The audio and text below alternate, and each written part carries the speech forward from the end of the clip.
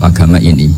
Baik tadi yang dikatakan Pak Rektor, ada unsur ulama, ada unsur habaib, ada unsur pengusaha, ada unsur birokrat. Di antara kenangan-kenangan saya dari Syekhina guru kita bersama Kiai Haji Maimun Zubair, beliau itu sering dawuh, sering ngendikan, dan itu saya sampaikan juga ketika 7 hari wafatnya Agus Robah, cucu Mbah Maimun, putra Agus Robah. Di antara yang beliau katakan itu adalah sok hak agama itu sing gawe pegawai negeri. Itu berkali-kali beliau ngendikan gitu. Ya saya agak bantah. Nah, kalau santri bah, santri karuan mesti gawe agama, tapi sok ben sing gawe pegawai negeri. Setelah saya jadi kiai dan penelitian, saya itu berkali-kali didatangi dokter, tentara, juga polisi. Mereka sering bilang gini, Gus saya ini dokter negeri. Saya ke NTT, ke Papua, karena saya muslim, berkebutuhan Islam, maka dibikinkan musola, dibikinkan masjid. Kalau kiai tidak bisa, bikin sendiri urunan mau narik siapa itu. Mau narik tarikan di jalan yang mau nyumbang siapa. Tapi kalau kebutuhan negara, karena tugas negara, ya difasilitasi negara dan tidak dianggap misionaris karena negara. Itu juga di beberapa negara yang non-muslim, kayak di Argentina, di Venezuela, itu ada masjid, ada kajian Islam ya karena duta besar. Dan itu aparat negara. Disinilah kearifan para ulama berkoalisi dengan umarok dengan makna yang positif bahwa agama ini harus ditopang umarok, sistem negara. Tentu di situ ada tentara, ada polisi, ada macam-macam. Kita sebagai kiai juga nggak berdaya di depan para bandar narkoba apa-apa kalau nggak ada BNN. Kita mau apa dengan korupsi kalau nggak ada KPK. Sehingga kearifan para guru-guru kita, mulai Mbah Maimun, bapak saya sendiri, NU, Muhammadiyah, semua ormas-ormas Islam itu pasti maulah kerjasama. Karena kita siapa ya? Kalau nggak kerjasama. Dan di antara pesan Rasulullah SAW adalah yaduwahi ma'al jamaah. Jadi kebersamaan itu sudah berkah. Fa inna yadallahi ma'al jamaah. Jadi berkah. Lalu kenapa saya kalau ngaji bawa kitab? Ini agak sebetulnya itu lazim. Lazim itu suatu yang harus. Tapi karena kelamaan mubalek itu tidak pakai kitab. Seakan-akan bahwa kitab itu yang aneh. Sebenarnya aneh mereka. Karena begini logika simpelnya ya. Umat Nabi ini berhak dapat apa coba? Berhak dapat warisan yang paling luhur, paling hebat, paling jernih. Apa itu Quran dan hadis? Pertanyaannya, siapa yang paling punya hak otoritatif untuk menerangkan Quran hadis? Ulama. Ulama yang mana? Ya yang kapabel, yang sudah diakui dunia, kayak Imam Ghazali, Imam Bukhari, Imam Syafi'i. Artinya kalau kita tidak pakai materi, itu ulama mendapat pikiran kita, bukan mendapat pikiran mereka. Saya ulang lagi, kalau kita tidak pakai materi yang otentik, yang orisinil, umat ini mendapat pikiran kita, bukan pikiran mereka. Maka saya berusaha supaya teman-teman atau semua umat Islam dapat pikiran-pikirannya Imam Ghazali, pikiran-pikiran Imam Bukhari, pikiran-pikiran Abdul Qasim Al-Junaidi, kejernian-kejernian Abu Yazid Al-Bustami. Kejernian itu diantaranya adalah misalnya makalah yang menurut saya itu makalah yang super. Jadi untuk ngadepi krisis karena COVID atau karena apalah. Itu lama dulu sederhana sekali. Beliau punya rumus yang mungkin jarang didengungkan orang, tapi saya akan kampanye rumus ini. Al-istighna, hakikatul istighna, itu adalah al-istighna anis syai' labihi. Jadi pemenuhan kebutuhan yang sebenarnya adalah kita berusaha menghindari sebanyak mungkin kebutuhan yang sekunder, yang enggak penting. Bukan memenuhi semua yang kita inginkan. Jadi misalnya begini ya, kalau kita lapar, itu keinginan kita itu makan enak apa asal makan? Tentu jawabannya asal makan yang sehat. Tapi kalau nuruti nafsu kita, makannya yang enak, teman makan ya enak. Terus di warung yang favorit. Ini kan satu kebodohan. Kenapa untuk makan saja butuh definisi sekian banyak? Yang kita harus kecewa, warung favoritnya bisa sudah tutup. Atau kita ke sana harus macet. Ribet. Yang benar-benar arif dan bijaksana itu adalah al-istighna anisya. Sesuatu yang tidak mendesak itu jangan jadikan kebutuhan. Sehingga kalau kita puasa misalnya, semua makanan itu enak karena kita sangat lapar. Hingga Abdul Qasim Al-Junaidi ketika ditanya, ma'idamu to'am, lauk makanan itu apa? Jawabannya lucu, al-ju, lapar. Kalau kamu lapar ya semuanya enak. Ini sudah mulai hilang. Kita bilang makan enak itu ya sate, ya gulai, ya pizza yang kita senang. Akhirnya apa? Untuk nikmati nikmatnya Allah itu kita jadi ribet. Apalagi yang orang-orang fasik harus ditemani perempuan yang tidak halal misalnya, atau harus ada ajudan, ribet. Nah pertanyaannya, orang yang ribet sama yang nggak ribet itu pinter mana? Pinter yang nggak ribet. Nah ini kearifan-kearifan yang mulai hilang. Lalu siapa yang bisa mewarisi itu? Ya ulama. Jadi ulama itu cara berpikir sebenarnya simple. Makanya mereka sering kalau tahajud itu. Di antara makalah Sayyidina Ali paling terkenal dan yang menjadikan beliau punya derajat yang luar biasa itu adalah kafani izzan an takuna li robban wa kafani fakhron an akuna laka abdan. Ya Allah, saya ini sudah begitu mulia, begitu terhormat dan sangat-sangat terhormat karena yang menjadi Tuhan itu Engkau. Jadi rumus pertama itu karena menjadi Tuhan itu Engkau. Hanya Tuhan yang abadi, Tuhan yang pertama, hanya Tuhan yang al-awwal. Coba ya Allah, kalau saya ini punya Tuhan Fir'aun, punya Tuhan mati jadi tontonan lagi, itu kerennya di mana coba? Andaikan kita punya Tuhan Fir'aun, atau punya Tuhan yang asal-usulnya manusia, apapun hebatnya manusia itu, kita punya Tuhan manusia itu. Tuhan yang lapar, yang kalau nggak makan mungkin pingsan, mungkin bisa kena COVID, nanti Tuhannya diisolasi. Kayak apa? Makanya ketika Tuhan Allah menyindir ketuhanan selain Allah itu, Allah hanya menyindir dengan kalimat sederhana, karena yakulanit to'am, yang kamu tuhankan itu masih makan. Hanya kalau nggak makan ya lemes. Jadi lama-lama ada orang gini, alhamdulillah tadi Tuhan mampir ke saya, kelihatannya lapar, setelah tak kasih makan sehat lagi. Susah nggak punya Tuhan yang seperti itu. Beda dengan Tuhan kita. Tuhan yang nggak butuh makan, nggak butuh minum, al-qayyum, zat yang berdiri sendiri tanpa butuh yang lain. Al-awwal, sebelum ada langit bumi sudah ada Tuhan kita yaitu Allah. Bandingkan dengan Tuhan-Tuhan yang dipertuhan yang lain, yang adanya setelah bumi, misalnya Fir'aun dan sebagainya.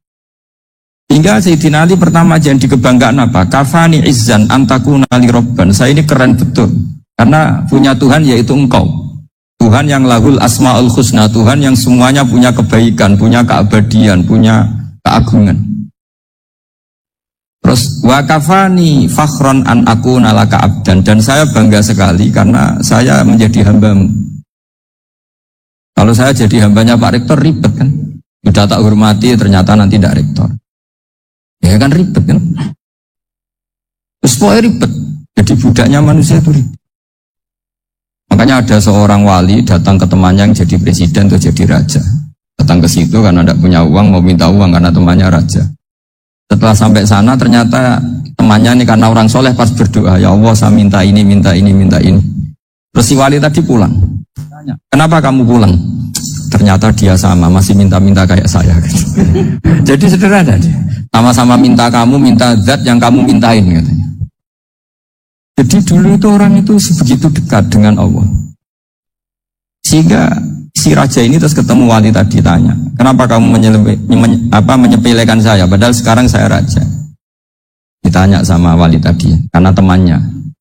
Kalau kamu di padang pasir tidak bisa minum, dan harus minum 1 gelas, dengan ongkos kamu harus mengasihkan semua kerajaan kamu demi minuman itu.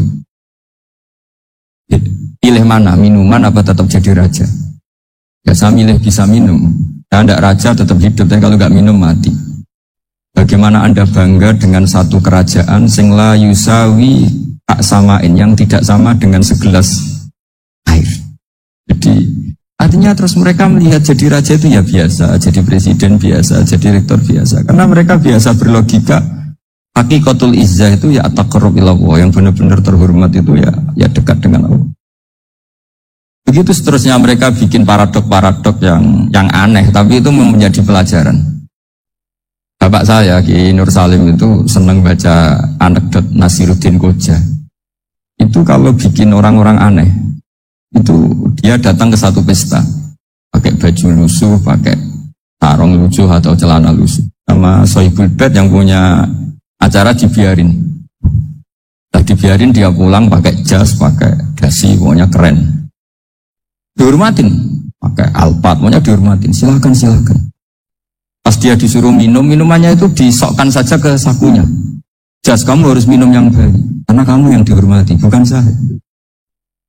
Terus makanan semuanya diletakkan di saku, ada apa? Ayo kamu makan yang banyak. Alpatnya juga gitu, dikasih sate apa? Ayo kamu makan yang banyak. Mereka tidak melihat saya, melihat kamu. Akhirnya orang satu pesta itu istighfar semua, berarti kita ini salah. Terus dia pidato, kenapa kamu uang gitu? Tadi saya datang, orangnya sama. Gara-gara beda pakaian, penghormatannya beda. Berarti yang berhak dapat makanan ini jasa ya, bukan saya. Betapa naifnya kita sebagai orang. Ternyata kita masih hormat sesuatu yang seperti itu, yang atribut lah. Jadi orang-orang sufi itu orang yang bisa menertawakan dunia. Akhirnya ya, pertama dia dianggap orang gila, masa jas dikasih makan, dikasih minum. Tapi secara fikih dia benar, haram dia makan. Karena pas dia datang dibiarin, setelah pakai jas dikasih makan. Berarti hakikat yang dapat rezeki siapa? Jasnya apa orangnya? Jasnya apa orangnya? Jasnya. Jadi itu orang-orang sufi, kearifan orang-orang dulu itu bisa ngelola hal-hal yang keseharian menjadi luar biasa. Ada seorang wali melihat istrinya makan satu piring, anaknya makan satu piring, ditanya, kalian kenyang? Wah, kenyang sekali. Melihat anaknya minum kopi satu cingkir, senang. Kalian senang sekali. Wah, kalau senang dengan hal-hal yang murah bisa, ngapain harus senang dengan hal-hal yang mewah? Bodoh sekali saya.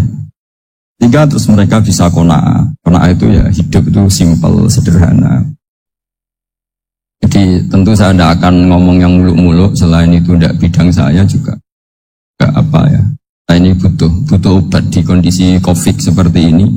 Butuh kesederhanaan, butuh apa ya. Istighna tadi. Kita harus istighna billah an ghairillah. Jadi sudah cukup bahwa Allah ini segalanya.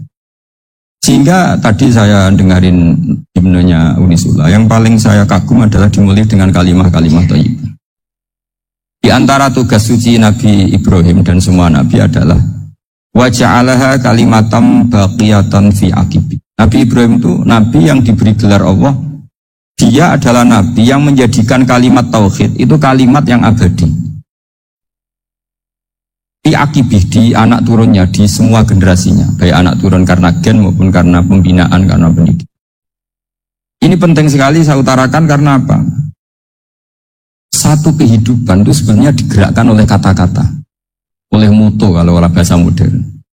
Hingga banyak ulama mengatakan al-ibarat kutun li'ailatil mustami'in, bahwa redaksi atau mutu atau pegangan hidup itu penggerak kehidupan. Hingga sebetulnya manusia itu digerakkan oleh kalimah-kalimah itu, oleh moto-moto itu, oleh prinsip-prinsip hidup itu. Misalnya orang Palestina itu tiap hari ke pasar gitu. Mereka ke laut gitu. Ditanya, kenapa tidak takut tembak Israel? Jawabannya lucu. Kena tembak ya mati, nggak makan ya mati, nggak kerja ya mati. Ya sudah sama-sama mati, ya mendingan aktivitas normal. Tapi saya tidak menyarankan itu untuk melawan COVID. Ini cerita saja. Kamu jangan provokator. Karena ini wilayah sensitif. Jadi banyak orang yang poligami, kalau ditanya alasannya gitu, istri satu ya cerewet, dua ya cerewet, mendingan 4. Ya banyak ya gitu. Tapi ada yang kebalikan, istri satu cerewet saja hampir jantungan, apalagi 4, tinggal matinya kan gitu. Itu semua yang menggerakkan itu kalimat. Kalimat itu satu pegangan. Banyak orang loh yang nggak ingin jadi rektor tuh banyak loh Pak Bejo. Jangan kira semua dosen ingin jadi rektor.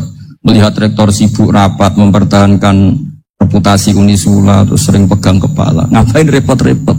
Jadi tukang sapu aja dapat gaji, ngopi, rokokan, selesai. Bodoh amat jadi rektor, mikir orang banyak. Banyak loh orang yang ingin jadi presiden tuh banyak. Karena ngopi nyaman, gak ada yang ganggu. Mau tidur sampai jam 9 siang juga gak ada yang ganggu. Sehingga mereka melihat pegawai negeri itu gak keren, orang kok diatur jam, disiplin. Itu memang cara Allah membagi rahmat. Mau kamu apakan coba? Cara syukurnya dia seperti itu. Bapak saya dulu tuh sering ngajarin saya, diajak jalan-jalan pagi-pagi. Lihat orang ngopi, makan uduk itu bapak seneng. Enak jadi wong apa? Ini esok-esok nyemak bocah, kesel kabeh kono enak ngopi rokokan. Bapak kadang iri sama orang awam itu iri. Sudah gitu berharap masuk surga kan enak sudah gitu. Tahu-tahu mati, tidak tahu ke surga apa ke neraka ya tidak tahu. Jadi nah, orang dulu itu orang yang bisa mensederhanakan dunia. Sehingga ya sudah cara bahagia. Makanya saya alhamdulillah saya ini kerjasama sama UII sama beberapa kampus. Memang amdan itu sengaja. Kampus itu ya punya sistem yang nggak bisa mewakili sistem kiai. Kiai juga punya sistem yang nggak terwakili oleh kampus, juga sebaliknya saling melengkapi.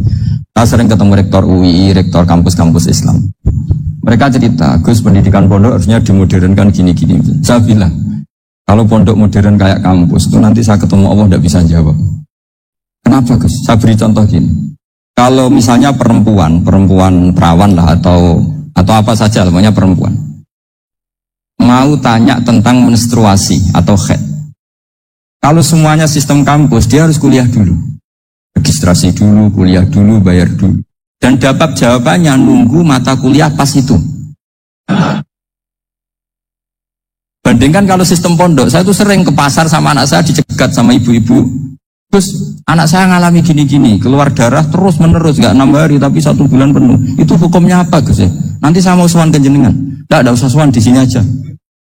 Ya sudah, sebelum mengeluarkan darah yang rutin seperti itu biasanya haidnya berapa hari? 6 hari ya sudah ikut yang 6 hari, yang lainnya istikhadah. Maten tok Gus ya udah ya. Begitu terus di masalah udhiyah. Ya coba kalau semuanya pakai sistem kampus, daftar dulu, bayar dulu. Jadi ini nggak ada jawabannya, nunggu mata kuliah itu. Baru dapat jawaban, itu biasa nggak sholat bertahun-tahun karena belum ada jawaban tentang itu.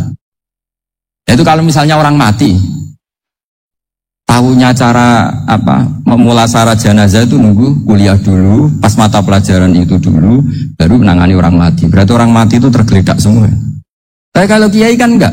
Di sini orang mati terbakar, kalau dimandiin malah badannya copot-copot, itu gimana hukumnya? Ini ada orang mati Gus Kendat, ini disolati apa enggak? Ada orang mati oplosan ya kan? Solati enggak? So sering ditanya gitu. Gak usah registrasi Pak Rektor. Gak usah registrasi, gak usah daftar, gak usah seminar. Makanya kalau orang kampus wani kiai itu ya kualat teman gitu, karena ini yang on time ya. Tapi pondok seperti saya ya ikrar seikrar-ikrarnya. Pentingnya kampus karena melatih efisiensi waktu, disiplin, tata kelola manajemen sehingga kita ya hormat.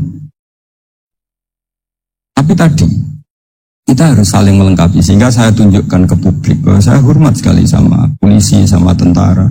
Coba kita bisa apa ngadepi bandar narkoba kalau enggak polisi? Bisa apa coba menjaga NKRI kalau enggak tentara? Itu juga ya sudahlah, kita memang fa inna yadallahi ma'al jamaah, kita berkah itu kalau bersama-sama. Tidak bisa kita sendiri.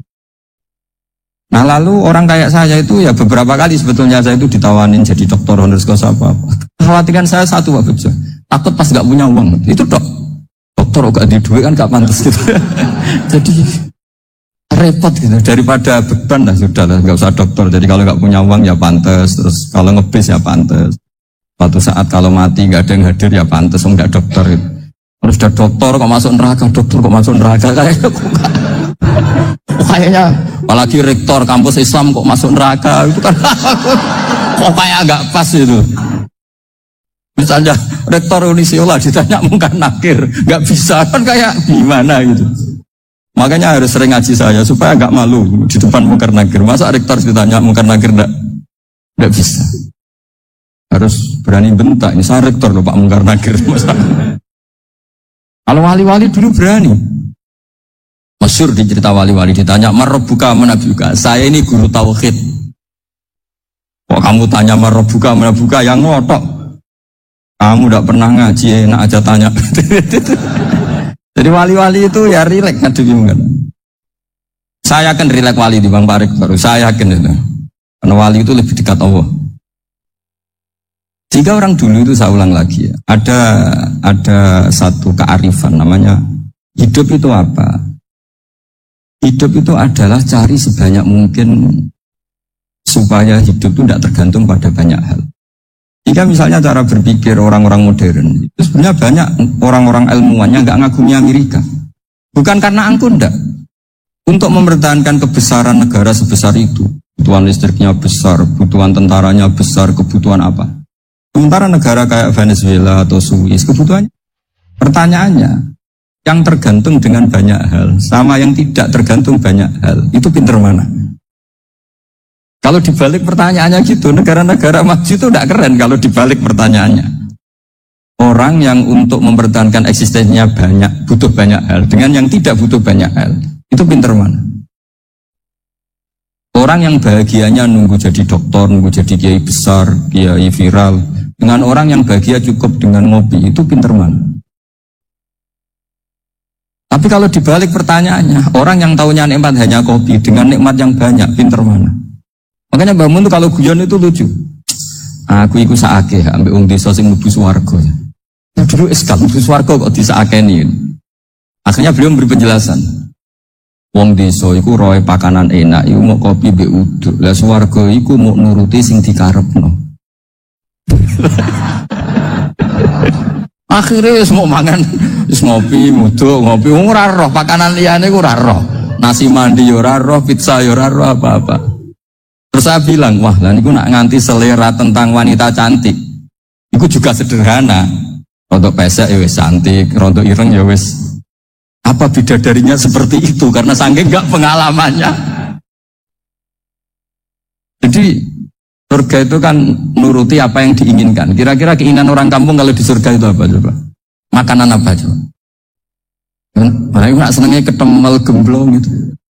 Nah, artinya malaikat lebih suka nangani surganya orang-orang kampung timbang Pak Rektor. Ini sudah ribet ini. Makanan apa saja sudah dicoba. Ya. Kalau di mall tahu orang macam-macam, seleranya macam-macam pasti itu. Enak mana kalau sampai jadi malaikat pelayan surga? Suka melayani orang kampung apa yang orang kota? Orang kampung kan?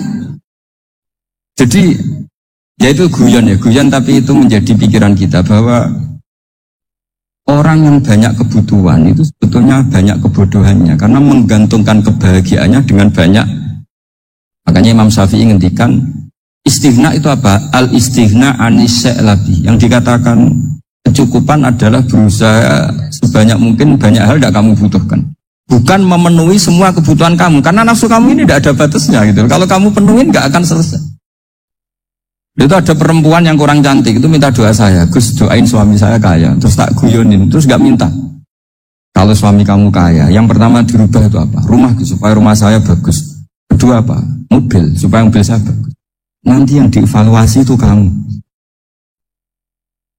Mobil bagus, Alphard, rumah mewah, istrinya kamu pasti itu dievaluasi. Langsung nggak usah sudah gini aja kan.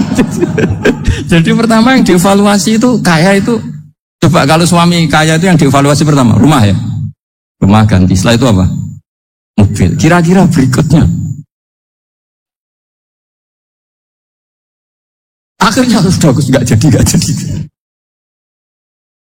Nabi Ibrahim itu pernah minta umur panjang, umur panjang.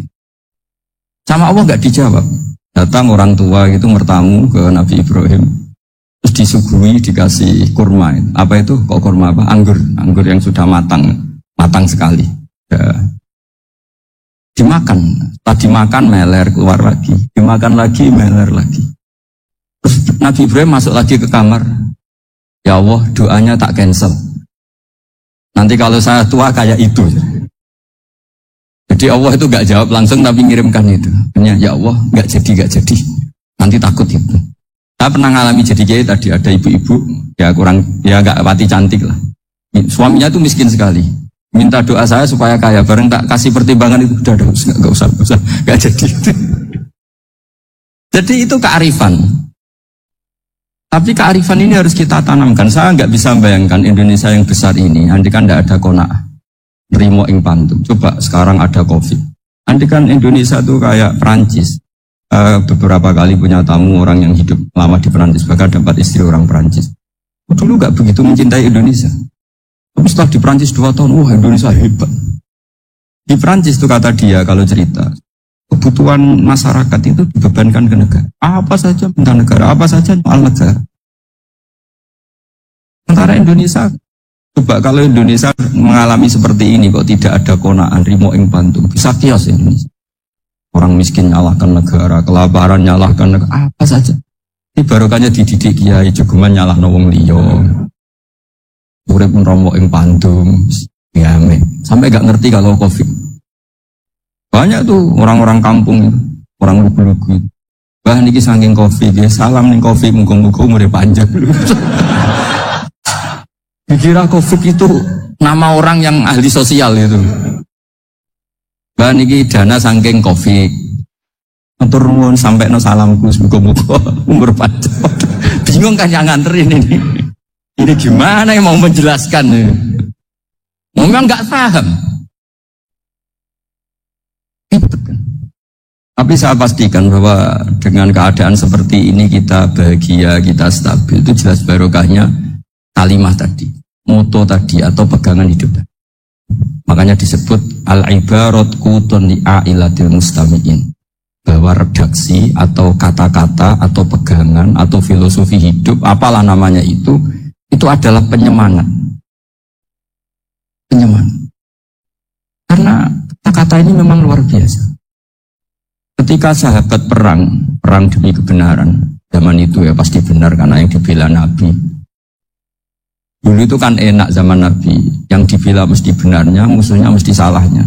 Jika dulu itu memang harus tegas. Kalau sekarang mau tegas gimana? Yang kamu bela tidak mesti benar, musuhnya tidak mesti salah. Ribet kan kalau misalnya saya tukaran sama Pak Rektor, kamu mau bela mana kan bingung. Saya tidak mesti benar, saya ada Nabi. Pak Rektor apalagi nggak mesti benar lagi kan? Ribet kan? Jadi kalau kita mau perang sekarang itu mau pede gimana? Enggak. Makanya banyak ulama sekarang tuh mau tegas tuh enggak berani karena ya banyak hal yang abu-abu lah wilayahnya, misalnya pilihan presiden atau pilihan bupati, pilihan menteri. Kamu mati-matian bela itu. Yang kamu bela ada mesti benar, musuh kamu tidak mesti. Misalnya pilihan bupati. Wah ini kabupaten ini baik kalau bupatinya ini, yang satu bilang ini, terus tim suksesnya kamu tanya, kamu yakin? Ya enggak juga. Nah kenapa semangat? Kan saya botohnya, paling alasannya ya itu aja, bukan yang lain. Beda dengan zaman Nabi, Nabinya mesti benar, Abu Jahalnya mesti salah, kan enak aturan mainnya. Yes. Hingga cerita dalam perang itu banyak sahabat yang ngalami luka, ngalami apa.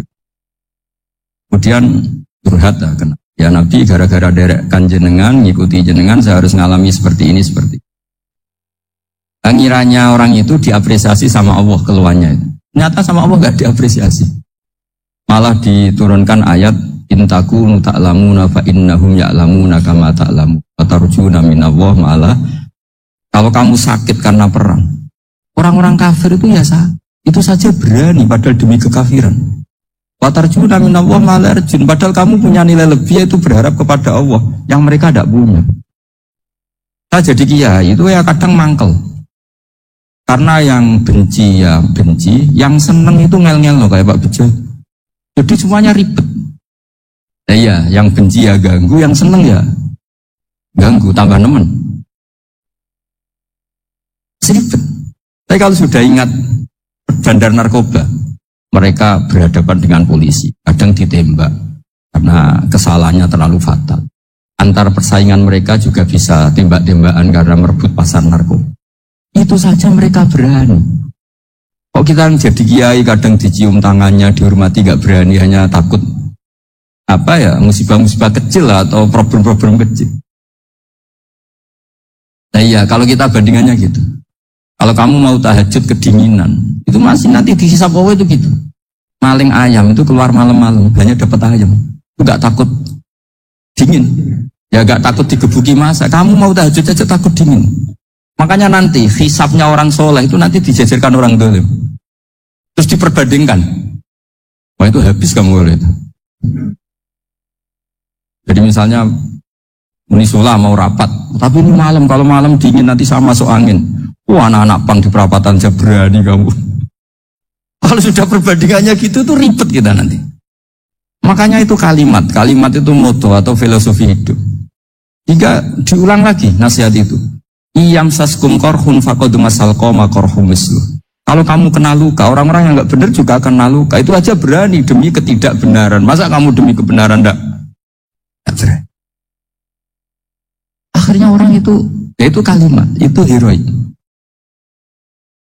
Makanya kita ini penting ya, makanya tadi himne Unisula dimulai kalimat-kalimat thayyibah.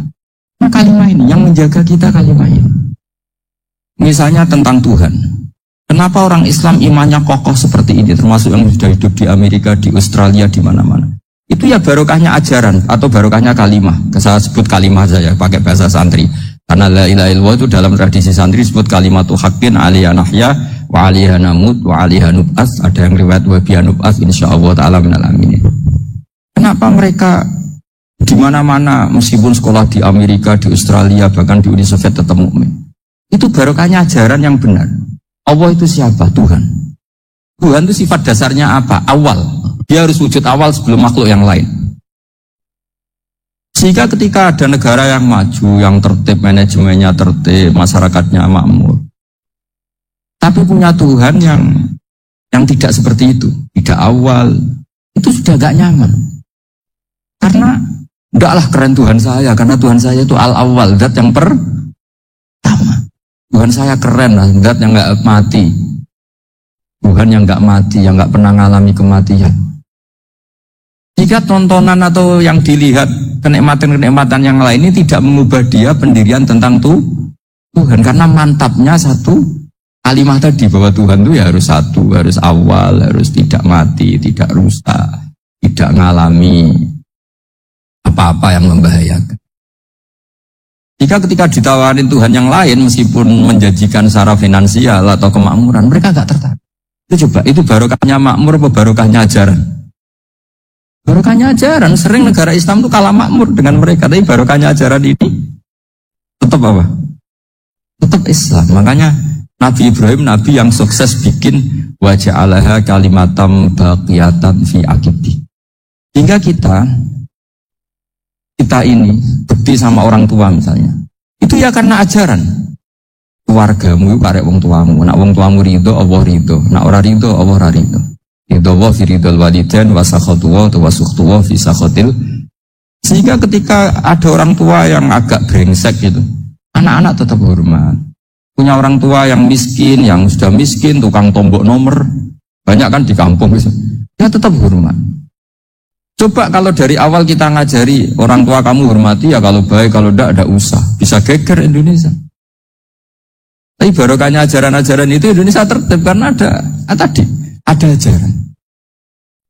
Dan ini di sini pesantren dan Unisula semua harus berkontribusi membuat ajaran yang benar itu adalah ciri utama Islam. Hingga Islam ini dimulai dengan ajaran kalimatu haqqin alaiha nahya wa alaiha namut. Hingga kita tenang seperti ini. Saya ini termasuk kiai yang tenang. Meskipun kata orang banyak saya ini kiai besar, tapi termasuk kiai yang paling tenang. Termasuk yang paling tenang. Karena saya ini pakai mazhab orang-orang hebat. Saya berkali-kali cerita, orang kayak Imam Syafi'i itu orang yang luar biasa. Saya berkali-kali cerita, orang yang tadi nyium tangan kamu ya Imam Syafi'i, di belakang tuh ngerasani kamu, menghujat kamu. Jawabannya enak saja. Berarti saya alhamdulillah orang yang wibawa. Buktinya di depan saya nggak berani. Jadi enteng saja. Diceritain sebagian kampung, sebagian separuh dari warga kamu itu gak suka kamu. Ya bagus kalau gak suka saya, gak akan utang duit saya. Dimana-mana orang utang itu karena teman dekat. Kalau gak seneng pasti minimal gak utang, gak pinjam mobil, gak pinjam. Berkah mana yang seneng sama yang gede? Jadi dianggap enteng saja. Semua yang dialami dianggap enteng saja. Hanya punya istri pemarah, ya bagus lah marahin suami. Kalau marahin tonggo malah ribet. Jadi kamu harus terima kasih kalau dimarahin istri. Bagus lah marahin saya mah, kalau marahin tonggo ribet. Jadi enteng saja. Tapi kita sekarang itu karena nafsu ya, hingga menghadapi hidup ini ribet. Ulama dulu kalau mau mati itu senangnya bukan main. Udah lama saya ini ingin gak maksiat. Kayaknya gak maksiat paling efektif itu mati. Ya tidak apa-apa Gusti, kalau sebaiknya mati ya mati. Enteng saja. Jadi melihat kematian itu akhir dari segala keburukan atau potensi keburukan. Apapun baik kita sekarang, suatu saat mungkin kita nggak baik. Yang bisa menghentikan ketidakbaikan atau potensi ketidakbaikan itu apa coba? Mati kan? Berarti mati itu mengerikan apa menyenangkan? Kamu tidak berani menjawab. Meskipun secara ilmu kamu berani, tapi secara rasa agak berani kan? Kita ulang lagi ya. Yang bisa menghentikan keburukan atau potensi keburukan itu apa coba? Apa? Matian. Berarti kematian itu menyenangkan atau menyusahkan? Apapun kamu tidak berani jawab karena kamu agak-agak duniawi itu kelihatannya. Tapi secara ilmu, kamu tahu kan kalau mati itu tidak buruk-buruk banget. Karena apa? Itu akhir dari segala buruk.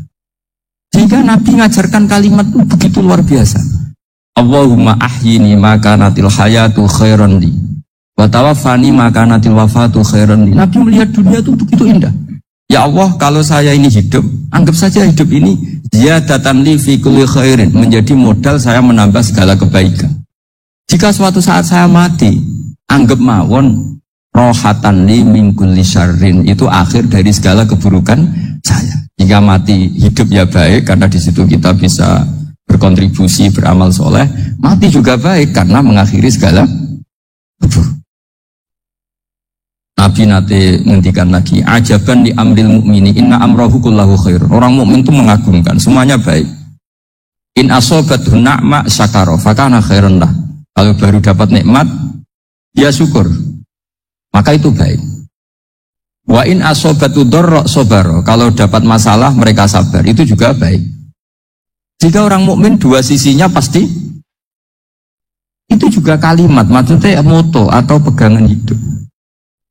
Nah berikut ini saya beri contoh, ini kenangan saya, ini contoh terakhir. Masalah jadi orang terkenal maupun tidak. Di sini dicontohkan Imam Ghazali di halaman 367 di kitab saya 367. Jusnya 3 di kitab Ihya Ulumuddin. Di sini beliau cerita betapa untuk menjaga ikhlas sebaiknya orang itu tidak terkenal, tidak syuhroh, tidak terkenal. Oke, itu kita sepakat ya, karena kalau terkenal mungkin orang dipaksa publik dengan tanda kutip untuk selalu berbuat baik, tapi karena jaim lah, jaga image atau apa. Tapi ketika dibalik pertanyaannya, kamu rela yang terkenal itu orang nggak benar, sementara yang orang benar itu nggak terkenal. Lalu masyarakat taunya yang tidak benar. Kalau pertanyaannya dibalik gitu, orang baik wajib terkenal enggak? Kalau pertanyaannya dibalik seperti itu, dokter yang benar tidak terkenal, yang malpraktek terkenal. Kamu ingin kondisi seperti itu? Gak ingin kan?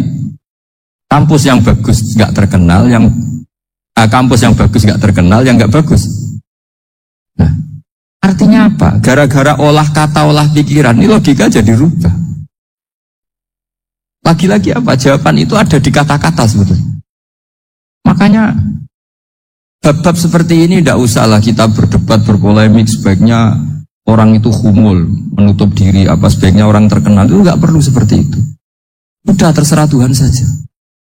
Makanya saya mulai dulu ngaji sampai sekarang itu ya tidak punya punya ikon tertentu atau punya website tertentu, enggak. Sudah terserah pangeran sudah. Saya juga tidak sok suci materialistik atau enggak, ya enggak mikir saya. Bukan apa-apa ya, karena saya ini kiai, jadi biasa urusannya sama Allah, tidak sama makhluk. Jadi pusing kalau sama sarah-sarahnya makhluk itu pusing.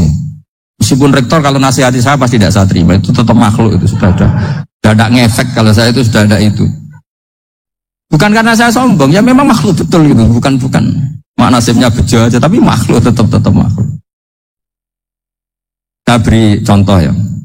Ini makalah yang ditulis Imam Ghazali.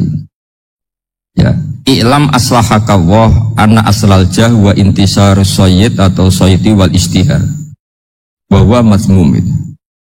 Balil mahmudu al-khumulu illa man saharahu wa ta'ala linasri dini min ghairi takallufi tolabi syuhrati minhu.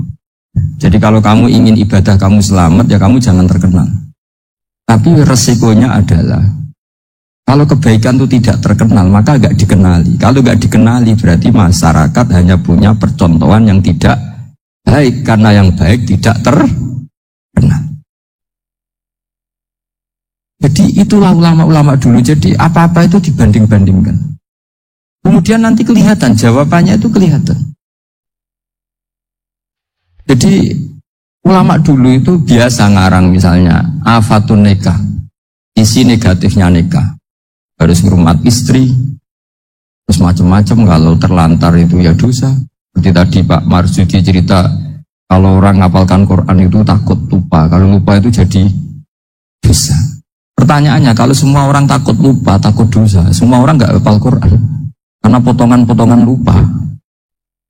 Cara berpikir tidak seperti itu. Kalau berpikir ya namanya hafalan ya inginnya hafal, kan nggak ingin lupa. Dan nanti kalau takdirnya lupa karena hal-hal yang dimaklumi oleh syariat itu nggak yang termasuk dosa. Yang dosa itu lupa ta'iri udhrin syar'iyyin, lupa yang tidak ada sebab yang apa? Syar'i. Tapi lupa bawaan EQ-nya tidak bagus. Lupa bawaan sering dibentak. Itu enggak masalah karena bawaannya orang tertekan itu ya lupa. Coba kamu hafal Quran, terus punya kredit jatuh tempo, pas hari itu aku yakin enggak cerdas sudah. Itu bawaannya orang tertekan itu pasti lupa.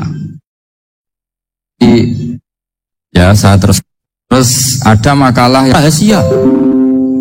Bingung enggak kira-kira? Bingung enggak? Ya misalnya amal rahasia selalu lebih baik. Terus ada pertanyaan, Nabi ngendikan kamu sholat yang benar, caranya gimana Nabi? Ya itu rahasia. Terus gimana coba? Tapi Nabi ngendikan apa? Shollu kama ra'aitumuni usolli. Ya sudah kamu sholat, niru saya sholat. Berarti Nabi sholatnya diperlihatkan apa disembunyikan? Diperlihatkan. Jadi begitu juga saya berkali-kali bilang, orang tahu kalau itu bidan ya berdasar tulisan itu bidan. Tahu kalau itu dokter gigi ya itu dokter gigi. Jangan sampai gara-gara tidak ada tulisan mau beli alat bangunan di dokter gigi, mau periksa gigi di toko bangunan. Gara-gara apa? Nggak ada maklumat. Sini ulama-ulama selalu memaklumatkan dirinya. Masuk Imam Ghazali ketika ngarang kitab dinamai Ihya Ulumuddin, bahwa kitab ini bisa menghidupkan ilmu-ilmu agama yang mulai hilang. Begitu seterusnya. Jadi ini ngaji ya, jadi orang itu harus ngerti, jadi jangan nuruti emosi sendiri atau logika sendiri. Bahwa saya suka umul, ya monggo, agama Islam menyediakan sarana itu. Uzlah itu ya punya sisi kebaikannya sendiri. Tapi syuhrah terkenal asal tidak nuruti nafsu, juga punya sisi kebaikannya. Setidaknya umat ini punya satu master kebaikan yang mudah diakses. Tapi tadi saya ulang lagi, jangan karena hadun nafsi, jangan karena kepentingan pribadi. Makanya di sini disebutkan wa yadullu ala dzalika ala syuhrah annallaha ta'ala amarul anbiya bi dzaril amal lil iktida. Allah selalu memerintahkan para nabi kalau ngamal kebaikan ya harus dimunculkan supaya bisa ditiru. Yaitu tadi kita tidak bisa bayangkan kan kalau misalnya Nabi menyuruh kamu harus sholat yang benar, kemudian sholatnya Nabi sembunyi. Lalu ditanya, Nabi saya niru siapa? Wah itu rahasia, kamu nggak boleh lihat sholat saya takut tidak ikhlas. Ribet kan? Jika jamaah itu statusnya tetap harus. Nah bedanya harus ini ulama berpendapat harus yang apa? Fardu kifayah. Tapi fardu itu maknanya harus.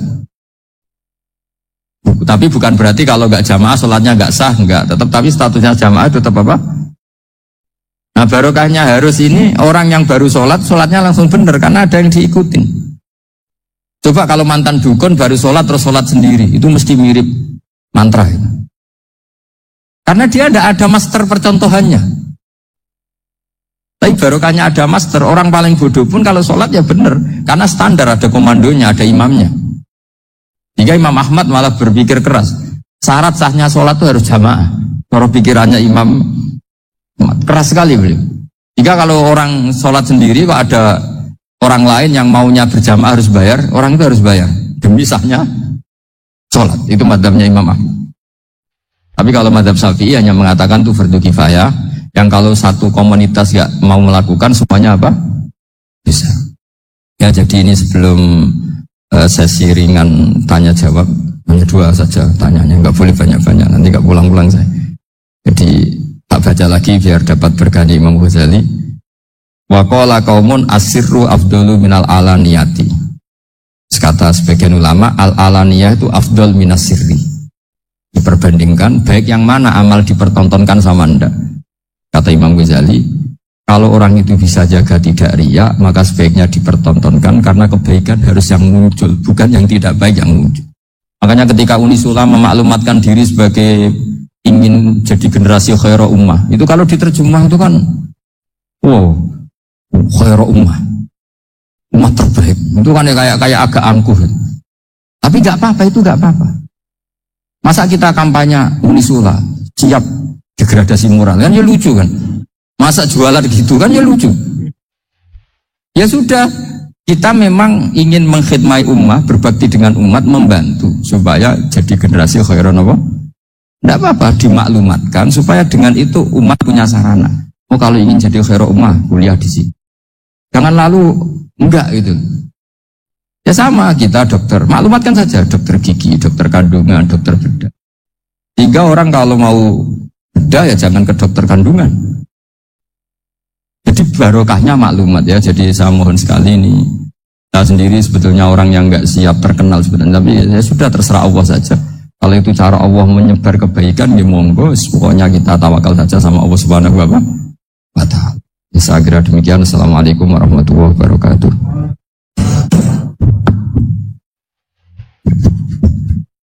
Matur suwun, Gus. Alhamdulillah. Sesi tanya jawab. Gus, dua anjing. Ini ada dari Yogi Banjarmasin, satu tipe dengan Ahmad Banyuwangi, satu tipe dengan Rizka Pekanbaru. Yang dari Banjarmasin itu, Gus mohon izin ngaji lewat jarak jauh, baik melalui YouTube ataupun lewat medsos. Namun sanadnya bagaimana Gus? Sebab masa kini belum bisa ketemu langsung. Terus Rizka Pekanbaru ini trik mendidik akidah anak sejak dini, pripun. Terus Ahmad Banyuwangi ini bagaimana kaum milenial, karena setipe Gus, generasi X, Z yang lahir tahun 2000-an, bagaimana membuat menarik belajar tasawuf bagi generasi anak-anak. Tapi setunggal tipe nih tasawuf. Bagaimana belajar tasawuf untuk generasi-generasi yang cik nom-nom nih. Terus satu itu tipe dengan mendidik anak. Kemudian yang nomor dua mohon izin ngaji jarak jauh. Sanadnya pripun karena belum bisa ketemu. Begini ya, saya mungkin yang kesekian kali ya punya tamu dari Kalimantan, dari Sulawesi. Memang kalau sebagian mereka pernah mondok itu tersiksa karena ngaji saya hanya lewat virtual atau lewat medsos. Kebaikan itu pasti sudah benar. Jadi dengan ketemu langsung maupun enggak itu secara sana itu sudah cukup. Cuma ada beberapa kebenaran yang butuh jelimet, butuh tahqiq, itu yang harus ketemu langsung. Tapi kalau yang kebenaran-kebenaran umum itu tidak perlu, karena kebenaran itu bahasa lainnya itu al-ma'ruf, sesuatu yang mudah dikenali oleh akal, oleh nurani, oleh komunitas, oleh sistem sosial. Sementara mungkar itu sesuatu yang aneh. Andai kan tidak ada agama pun, orang akan bilang selingkuh itu mungkar. Andai kan tidak ada agama pun, sesuatu milik siapa harus jelas. Jika diaturlah ini istrinya ini istrinya ini barangnya ini. Yang paling berhak make apa ya yang punya kan? Makanya nikah itu disebut ma'ruf. Yang boleh make ya yang punya. Misalnya yang boleh make mobil itu ya yang punya atau yang dapat izin. Itu disebut ma'ruf. Lalu yang nggak punya kok make, itu namanya mungkar. Ya aneh, nggak punya kok make tanpa izin. Sehingga kebaikan-kebaikan seperti ini nggak butuh sanad karena semua orang pasti kenal. Makanya disebut kebaikan itu al-ma'ruf. Kemungkaran disebut mungkar. Jadi ma'ruf maknanya arafahul aklu, akal ini mudah menerima. Mungkar maknanya angkarohul aklu, akal ini menjadi aneh.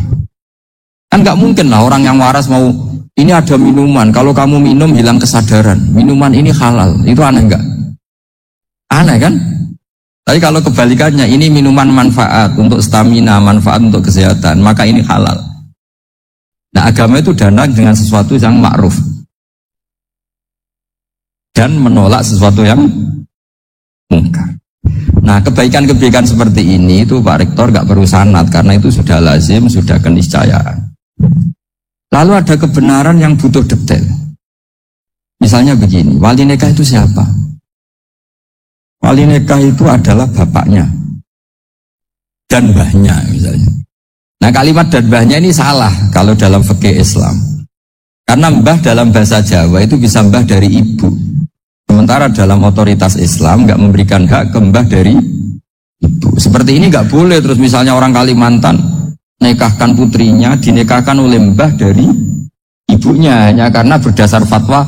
Oh kemarin Gus Bah atau Kiai siapa dawuh wali itu kalau nggak bapak ya mbah. Wong ini mbahnya. Nah itu butuh detail. Yang dimaksud mbah di bab wali adalah abul ab, bapaknya bapak, bukan sekedar mbah. Nah hal-hal seperti itu mohon sekali untuk tidak kesusu atau tidak tergesa ngambil kesimpulan, karena itu butuh fikih yang apa? Detail. Ya butuh fikih yang apa? Detail. Padahal istilahnya sama, wali itu bapak dan mbah. Sehingga dalam kitab-kitab matan misalnya kalau ada Pak Ahakul Aulia bitazwid abun sumajadun itu pasti sama sarah dikritik. Al aula ayyakula abul ab, seharusnya jangan dikatakan mbah karena kalau mbah memasukkan dari ibu, yang benar adalah abun fa abul ab, bapaknya bapak. Nah, jadi kira-kira gitu Pak Irto. Nanti anjenengan yang menjelaskan ini.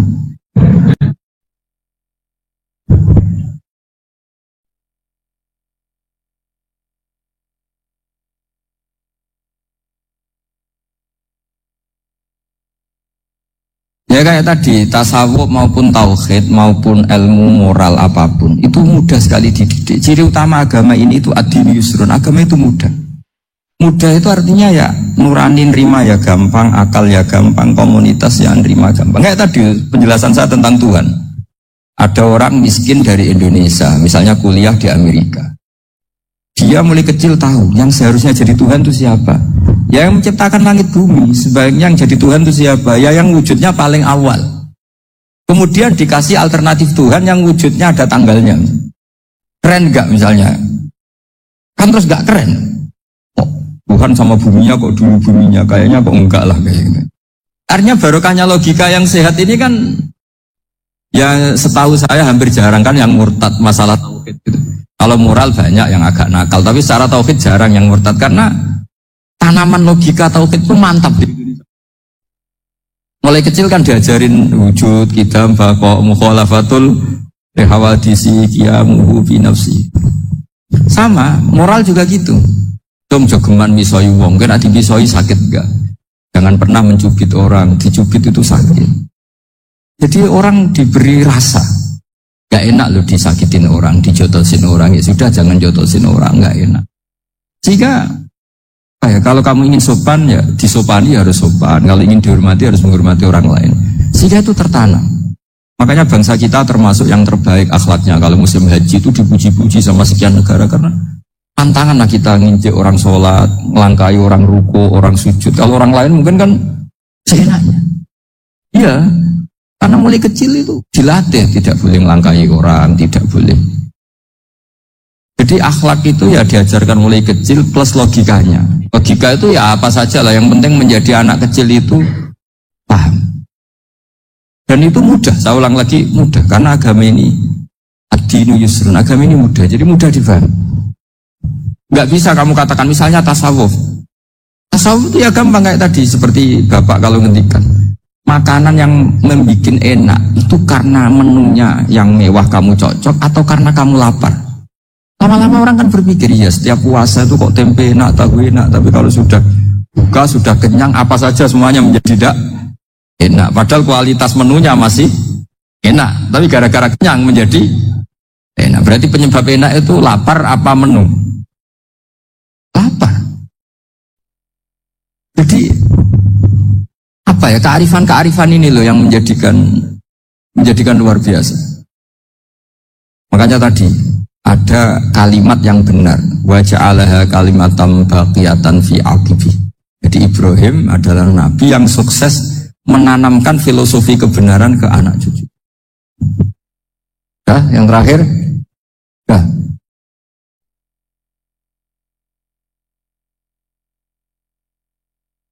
maunya bergabung tapi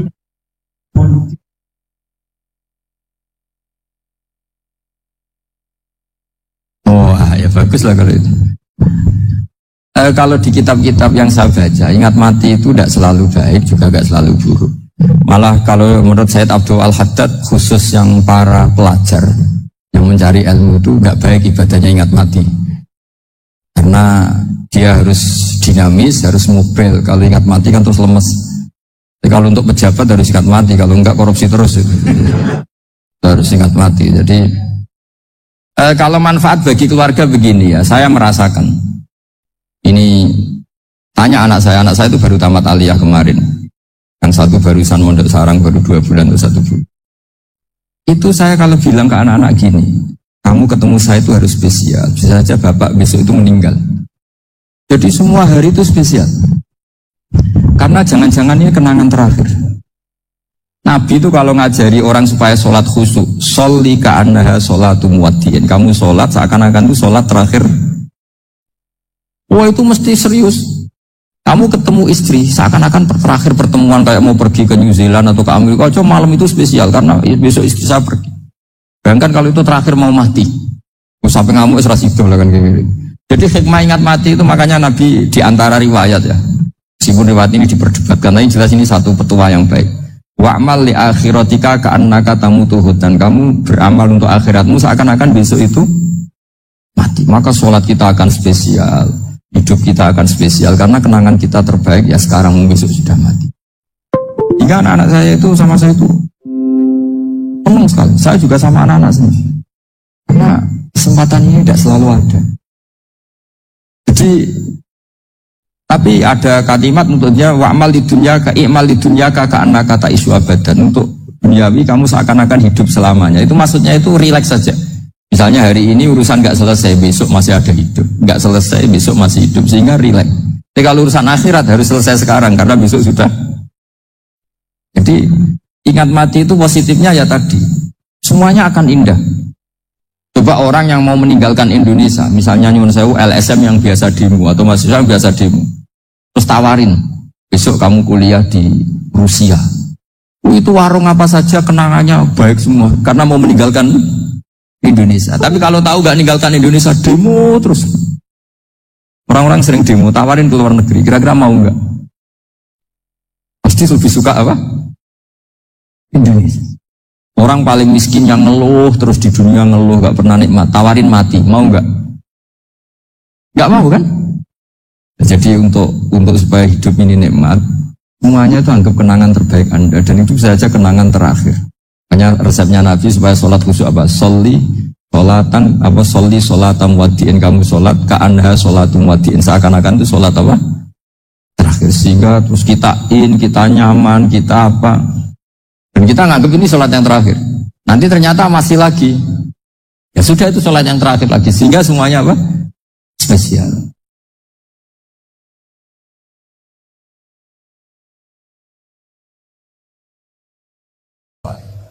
Ya berarti pilihan sekarang ya didakwai, bukan dibunuh. Nah soal perang itu perang itu beda dengan membunuh. Ada janjinya, ada macam-macamnya, terus nggak ada solusi, itu baru ada apa? Perang. Jadi kalau sudah dibalik-balik gitu, makanya kata ulama-ulama, Khawarij itu pasti salah. Pasti salahnya adalah kalau orang tidak benar ya dibenarkan, bukan dibunuh.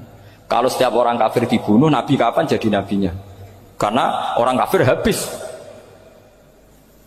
Jadi metode bil hikmati ada, mau'izatul hasanah ada, karena orang kafirnya sudah apa? Mati. Terus pertanyaan kedua, kalau Nabi harus ekstrim ngapain? Yang ngawal Jibril, halnya Israel lebih efektif.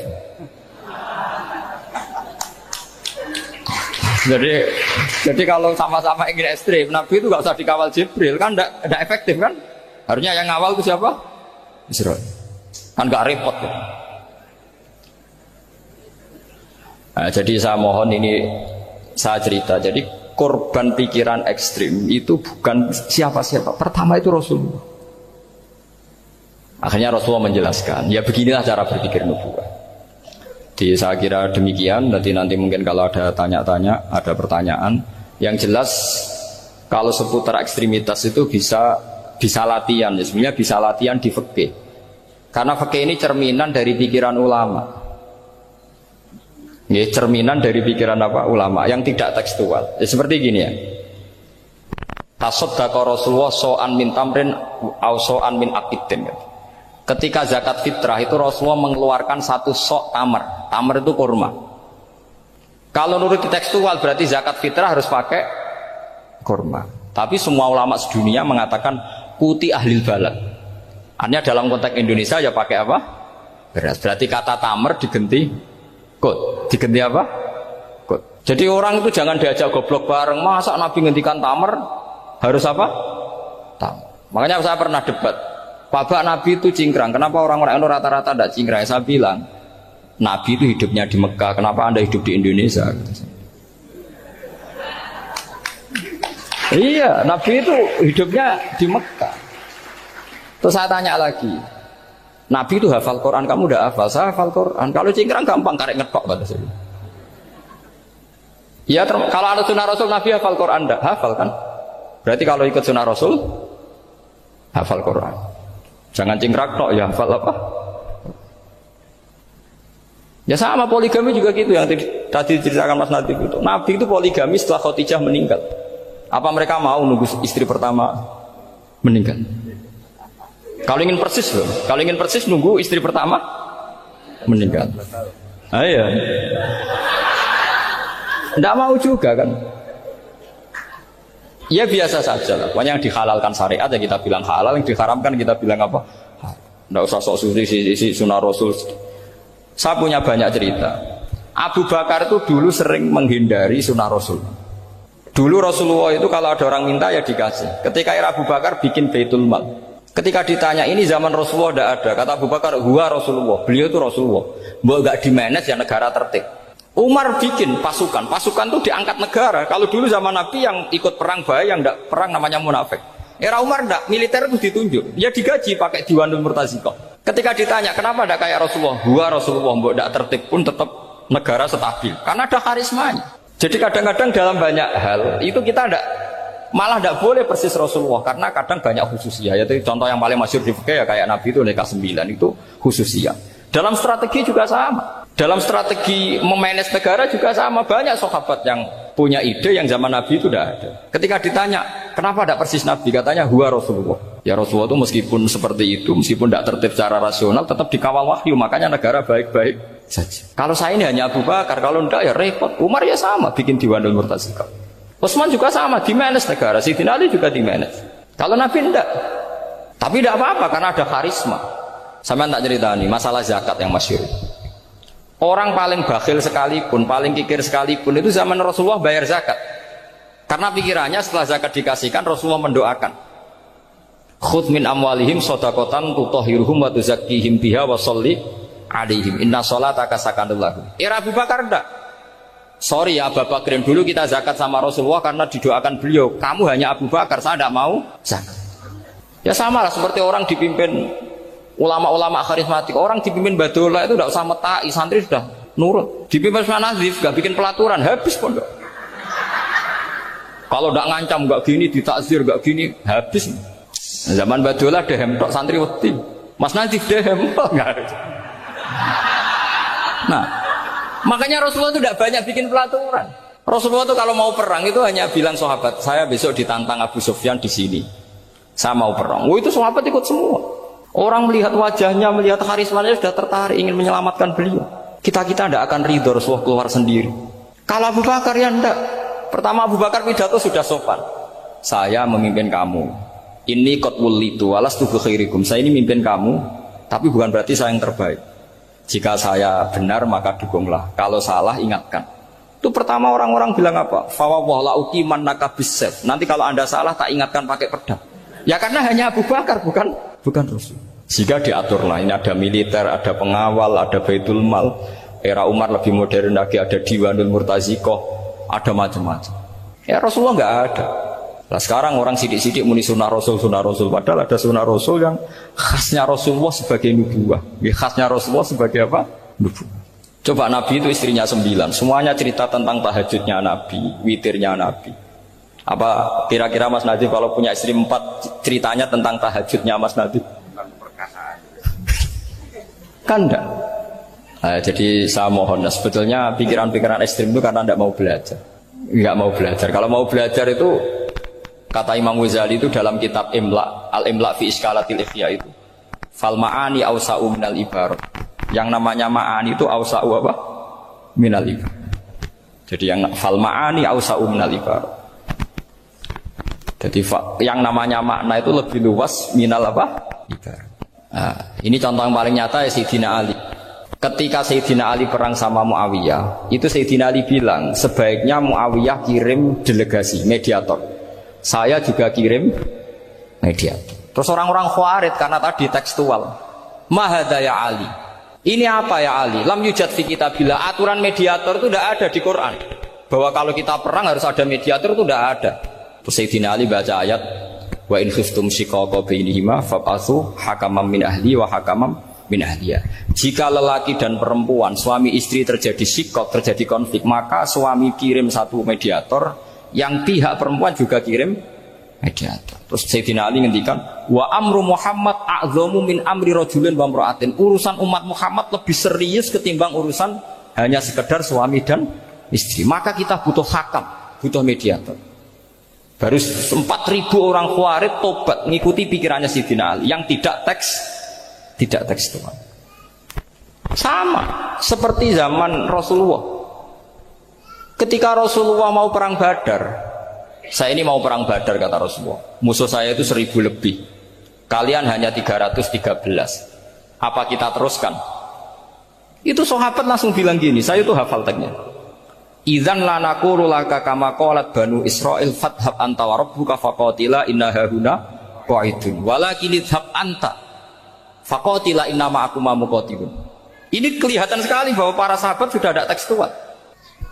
Orang-orang Bani Israel ketika melihat Musa katanya sakti dan orang dekat Allah, itu cara berpikir orang Bani Israel gini. Walhasil ada perintah supaya Musa itu merangi kaum Jabarin. Orang Jabarin ini gagah-gagah, pikirannya orang Bani Israel. Musa kami itu sakti dekat Allah, ya sudahlah sama Allah saja sana, tak tunggu di rumah kabarnya.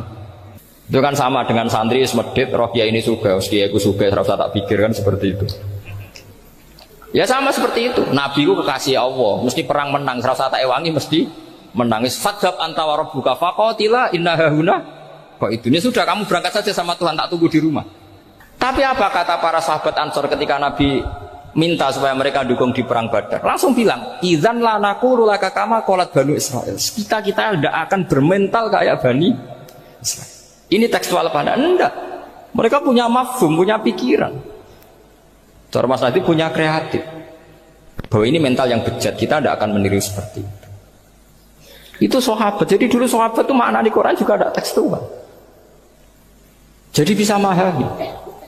Nah sekarang orang memaksa semuanya harus tekstual. Ya meskipun tadi jangan terlalu liar terus menjadi liberal. Tapi saya tidak tahu kalau contohnya Mas Nadi tadi pakai kondom, sistem kondom tidak tahu. Itu pikirannya Jil apa Mas Nadi tidak tahu saya. Itu tidak tahu. Kok sampai sembeling itu saya tidak tahu. Kok lagi juga kalau tidak bisa nyontohkan yang di luar itu, saya itu ya tidak tahu. Mulai dulu ilmunya seperti itu terus gitu. Ya tidak tahu lagi.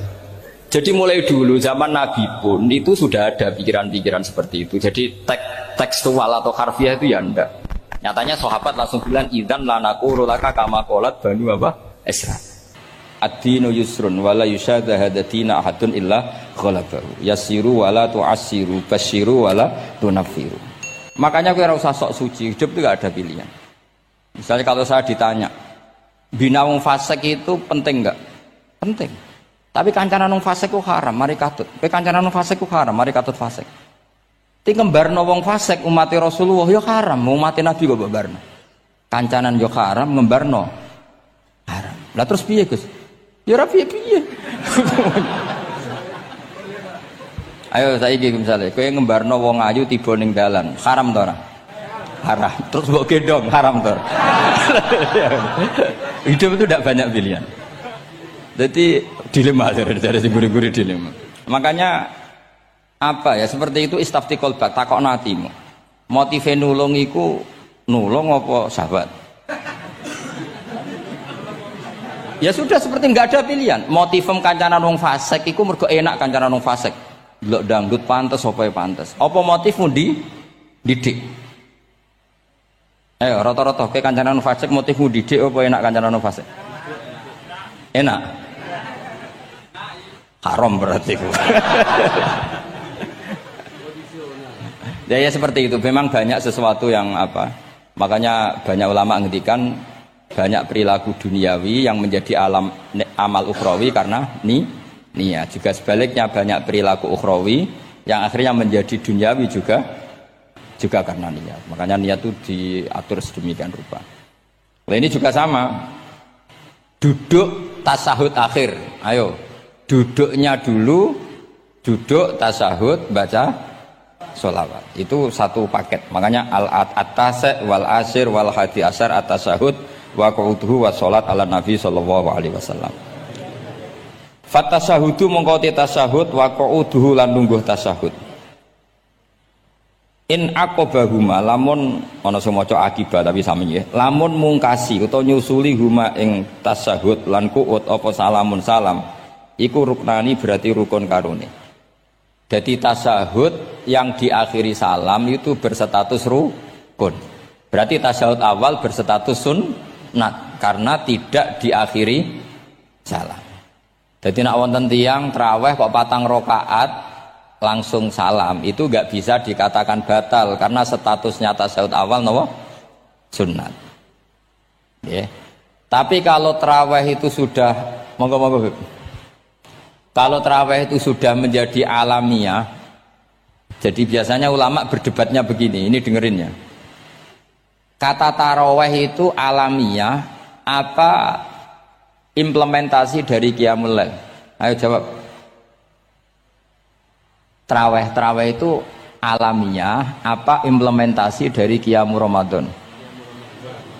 Kalau kamu katakan qiyamul Ramadan, maka ada orang tarawih langsung 4 rakaat tanpa tasahud awal harus kamu katakan sah karena tasahud awal berstatus sunnat.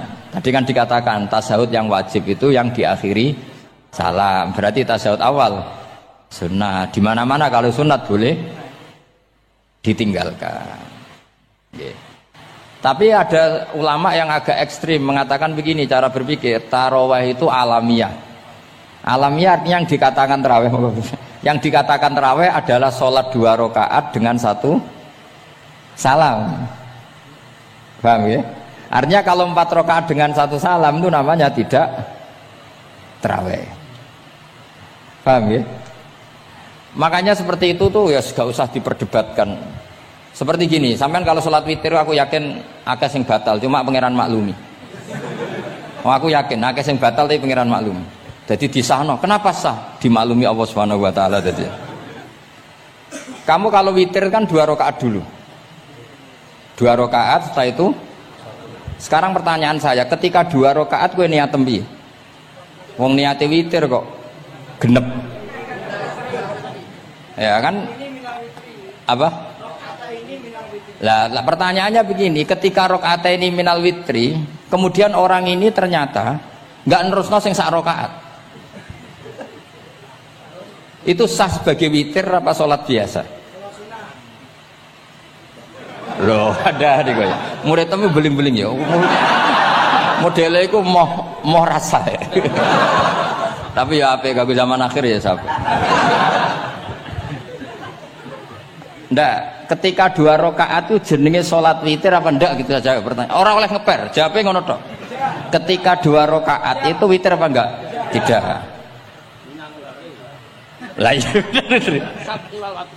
Lah ya ikut paket witir. Berarti niatnya sampean gini, ya Allah saya sholat 2 rakaat, ini paket witir loh Gusti.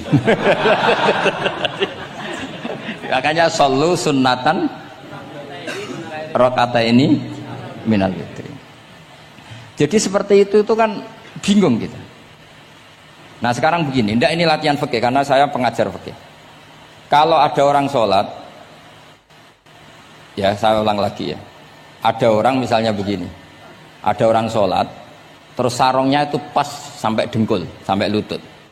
Kalau dia rukuk pasti jengking pupune ketok. Iku batale ngenteni wis rukuk apa mulai pertama batal? Enggak jawab betul. Apa? Ketika rukuk apa mulai berdiri sudah batal? Ketika rukuk awas eling-eling ya. Ndak ini undian berhadiah. Itu di Asbawan Nadhair itu ada pertanyaan gini, Lalu yang dikatakan sholat itu apa? Yang dikatakan sholat adalah satu akwalun wa af'alun muftatahatun bitakbir muhtatamatun. Nah, lalu ketika dia ruku itu batal. Yang batal apa nih itu Pak?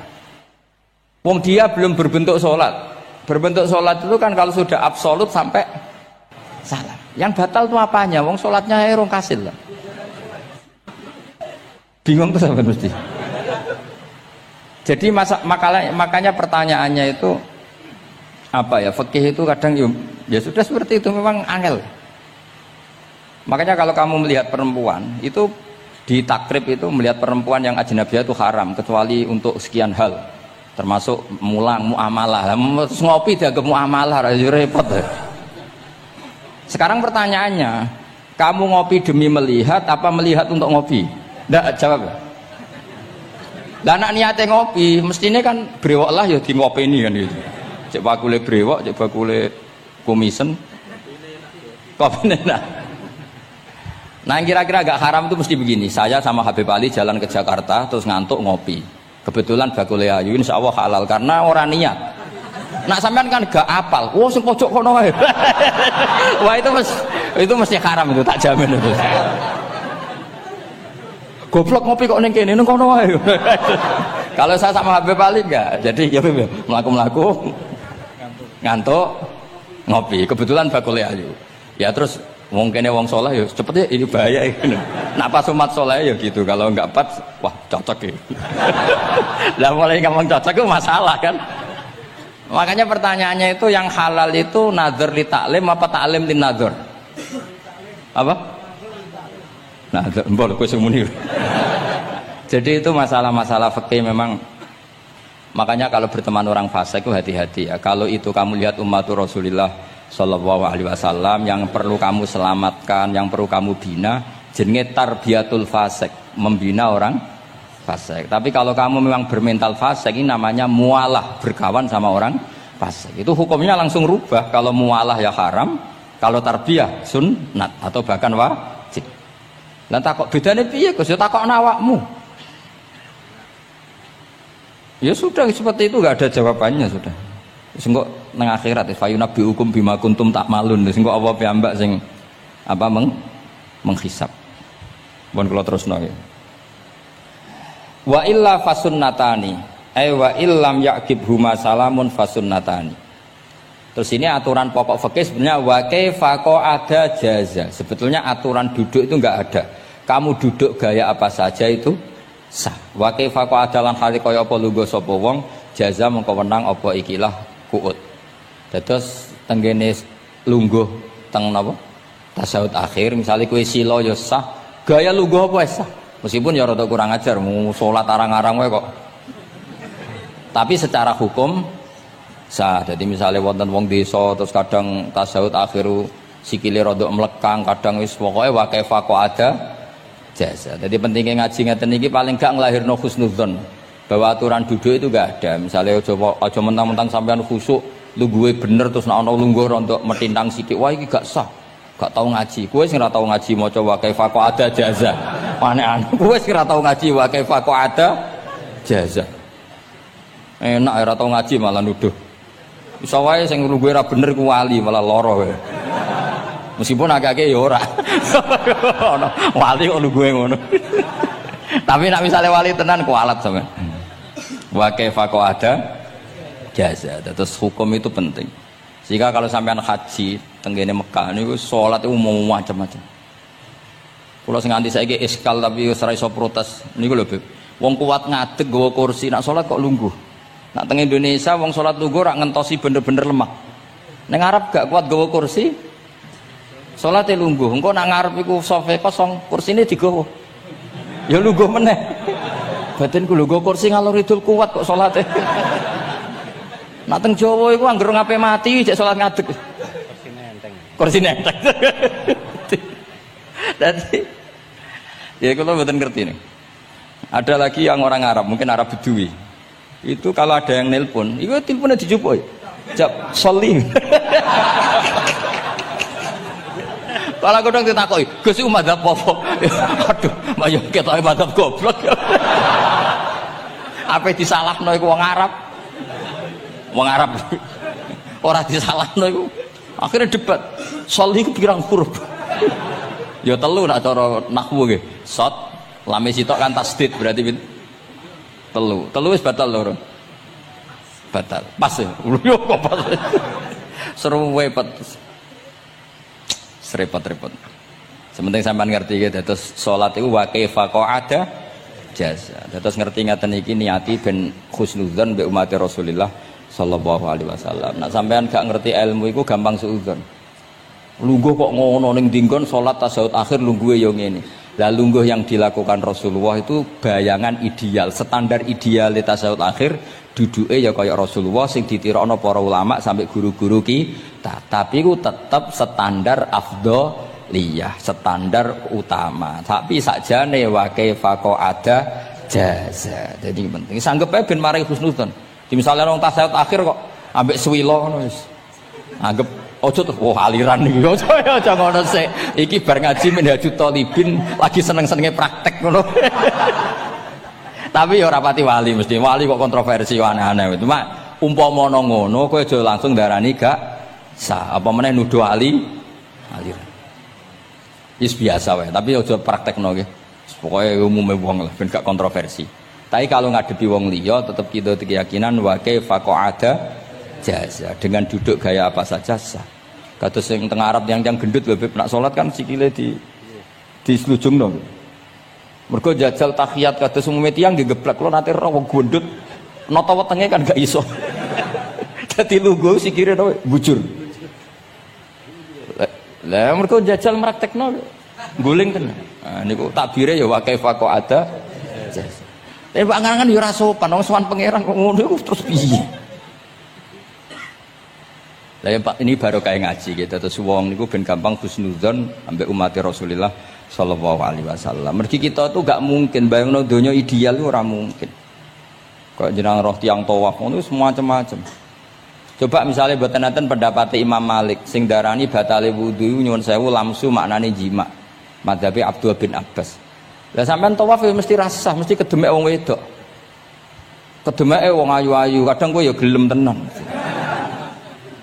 Lah itu satu-satunya solusi ke kita intikal napa? Madzhab. Oh, tetep ra iso ra kedemek. Wis aku ora ganteng lah tetep kedemek. Niat khusyuk gitu tetep kedemek. Apa meneh awale wis rapati khusyuk. Lho kula wis wong khusyuke kedemek. Kula nate tawaf pas haji, kula haji tahun 2012 nomor 13. Bar tawaf Beb niku tok sa'i ku entuk bojone wong ya. Dadi dekne nyangka aku bojone dicekeli pundakku. Wong tawaf wong lanang kan ngomong kan dari belakang kan sama semua. Bareng terakhir didelok, lho jebule ora. Piye gitu. Lah aku ya ora krasa lagi usul pangeran coba. Aku coba bayangno kok sampeyan terus krasa. Wah ngenyek wong niku ngenyek wong. Mboten kula pas iku intenan eling pangeran tenan gak krasa ora sing nyekel. Pas niku lho bos sak teruse ra apa pas iku. Mergo iku Beb tawaf kula nu 2:30 esuk. Ya sak fasek-faseke wong nak yamono wae eling pangeran to Beb. Dadi pas khusuk-khusuk nganti ana wong nyekel iku gak krasa. Bareng bar tawaf lho jebule wong wedok bojone wong. Wah matane wong. Mulane Quran nak ngelingno kita iku napa? Faman farada fihinnal hajja fala rafasa wala fusuqa wala jidala fil hajj. Jadi potensi fase ku malah pas haji. Fil haji fi ku ing dalem. Lah kok mboten sebuti teng Arab niku wong nak mboten haji ku wajahe ditutup nganggo cadar.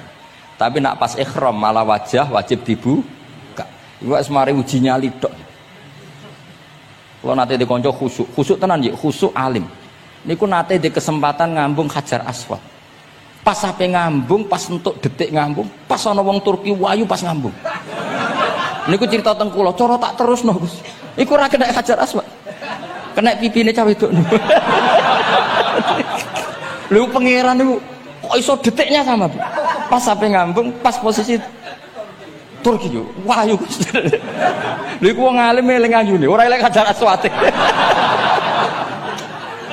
Rezeki mulane Hajar Aswad itu ngenes, mulane jare Hajar Aswad aku dhisik putih. Gara-gara dosane Bani Adam dadi rek. Mane kata yang haji nangis kan termasuk niku nyesal deh. Jebule wong sing rayu bojone tok wong dunya wayu kabeh. Sing bagian niku maksudnya. Dadi nyen repot. Pangeran niku nguji ngoten faman faradha fihinnal hajja fala rafatha wala fusuqa wala jidala fil hajj. Bener nak salat. Sak fasek-faseke wong pas salat iku mesti warung lanang-lanang. Salate ning masjid ngarepe wong lanang, pinggire wong lanang. Haji mboten. Masjid Haram, masjid paling suci sak donya, tapi itu uji nyali tenan. Kalau di kanca haji beb tiyang Magelang khusuke sak poli. Selawase ra tau salat jejer cah wedok. Niku salat jejer cah wedok sing disuci ti cah wedok. Nangis betul. Lah kula rapati khusuk ya ora nangis biasa wae. Nangis. Lho sampean nek musim haji beb kan kredit. Dadi kanan kirine wedok ning ngarepe wedok. Dekne sujud gelem ra gelem kudu ning bokonge cah wedok. Sing ning cerita-cerita kitab lho, nak haji hujud ku ning bokong. Lha iku tebakan bokonge wong itu. Nangis. Gus kula niku tiyang Magelang, sak urip-urip kula ora tau jejer wong itu. Wong khusuk. Katoke bakat dadi wali, katoke wong khusuk. Nangis bar haji. Gus kula napa hajine mboten ditampi kok nate ngalami sujud. Aku piye ben ngandani wong khusuk bingung kok ngandani wong khusuk. Ngongkon istighfar ndekne ra salah wong kepeksa. Ngongkon nikmati wong khusuk kok tak kon nikmati. Lho cara sing takok sampean. Aku meni gayamu. Jawabnya gampang, cara sing takok sampean jawabnya gampang. Nggih piye? Paling gayamu apa? Iki sing takok wong khusuk. Ya akeh sing takok sampean ngono gayamu. Sing takok nu tiyang khusuk mek nangis tenan nyesel. Memang haji itu unik, makanya Allah ngikatkan fala rafatha wala fusuqa wala jidalu fil hajj ing dalem pas nglakoni mencen uji jidal kayak ngoten ono wae sing mari muring-muring wis niat khusyuk niat sabar bebe ono wae sing mari muring-muring memang ujian betul lho kula nek wis kecelok wong gak gampang muring-muring wis terkenal lah nek kula seneng guyon ra gampang muring-muring nate badhe niku beb Romyu tanggal 11 umumnya haji Indonesia rak koblas zawal melok beb teng rombongan tiyang niku wareng tok Mina wonge diding-diding iki ajaran napa Romyu kok qabla zawal nabi ku ora tau Romyu qabla zawal nabi mesti Romyu ba'da zawal ngamuk-ngamuk sakjane kula nu mboten mutawif kula mboten kaji gaet mboten kaji tenan nganggo dhuwit nak gaet diamuk wajib meneng ya engko iso di PHK nak akhire kula ngomong ngene akhire kula dijono Pak Bak sampe sing ngadepi ya nabi ora tau Romyu qabla zawal tapi ora tau ngamuk-ngamuk koyo kowe ya mangkel opo lah ya nabi ora tau Romyu qabla zawal tapi ora tau ngamuk-ngamuk kaya kowe ya ngono. Repot. Akhirnya aku wah, jare kaji oleh jidal kok akhirnya. Iya padha jidal. Ra iso Kang. Pamane ngajak bojo geger tok. Kula ndek kanca ngajak bojo sing kancane sitok ngajak bojo wong Jogja. Nah bojo sitoke niku Beb niku isuk-isuk gekno teh sing lanang. Isuk-isuk gekno teh kopi. Sing di bojo ora gawekno teh. Wong wedok kok piye ngono maksude. Jawabe sing wedok. Lah piye ijolan.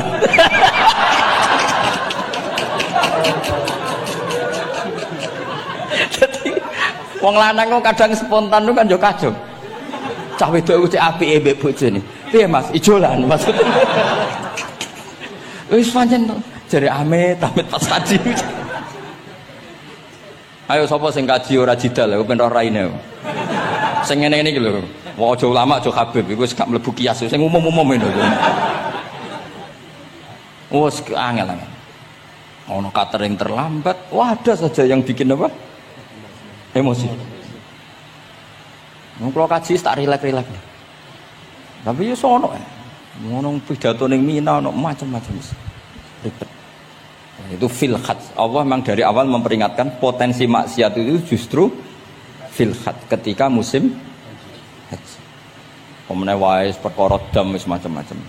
Mun kula terusno sing penting kaidah teng salat wa kaifa qa'ada jaza.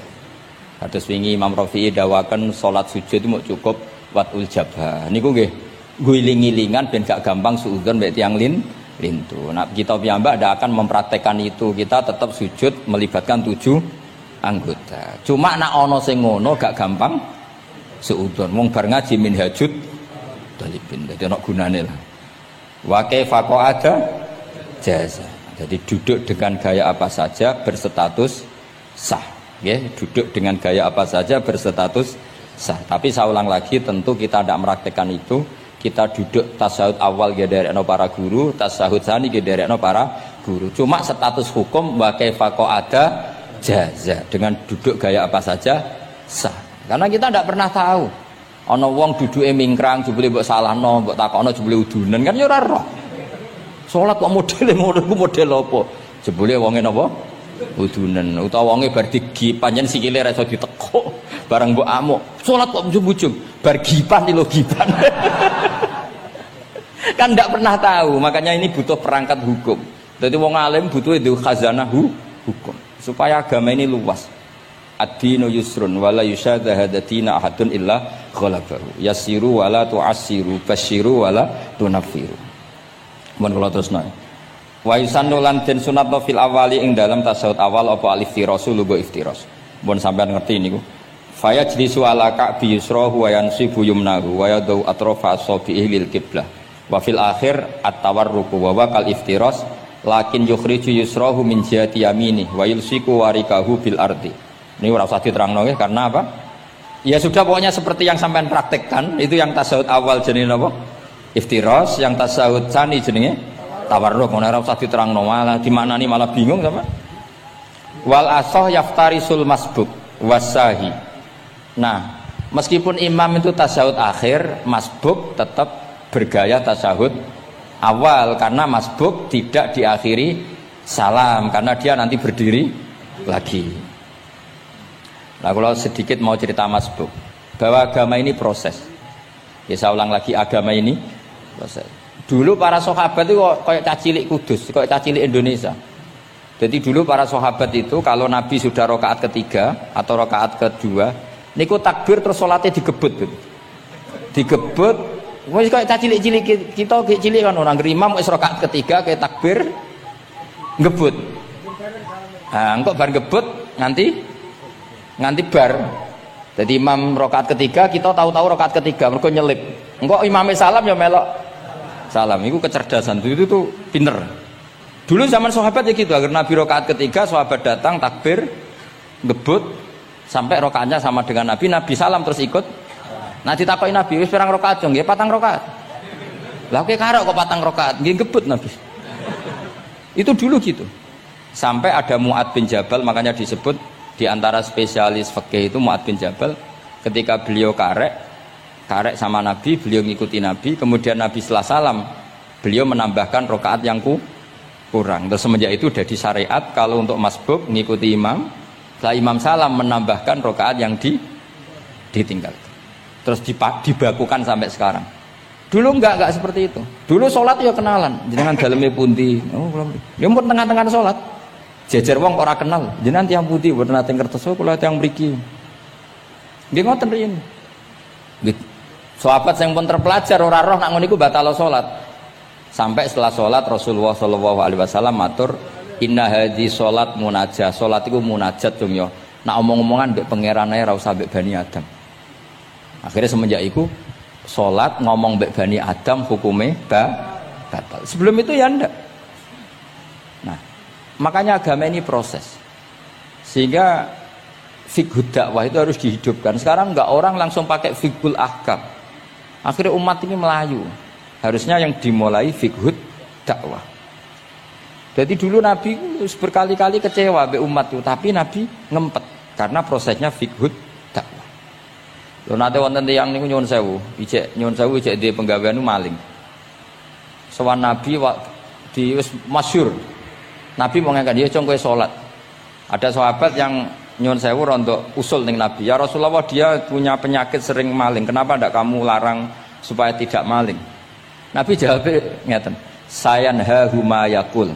Nah dekne kok salate wis bener ditampa pangeran kok mari-mari di.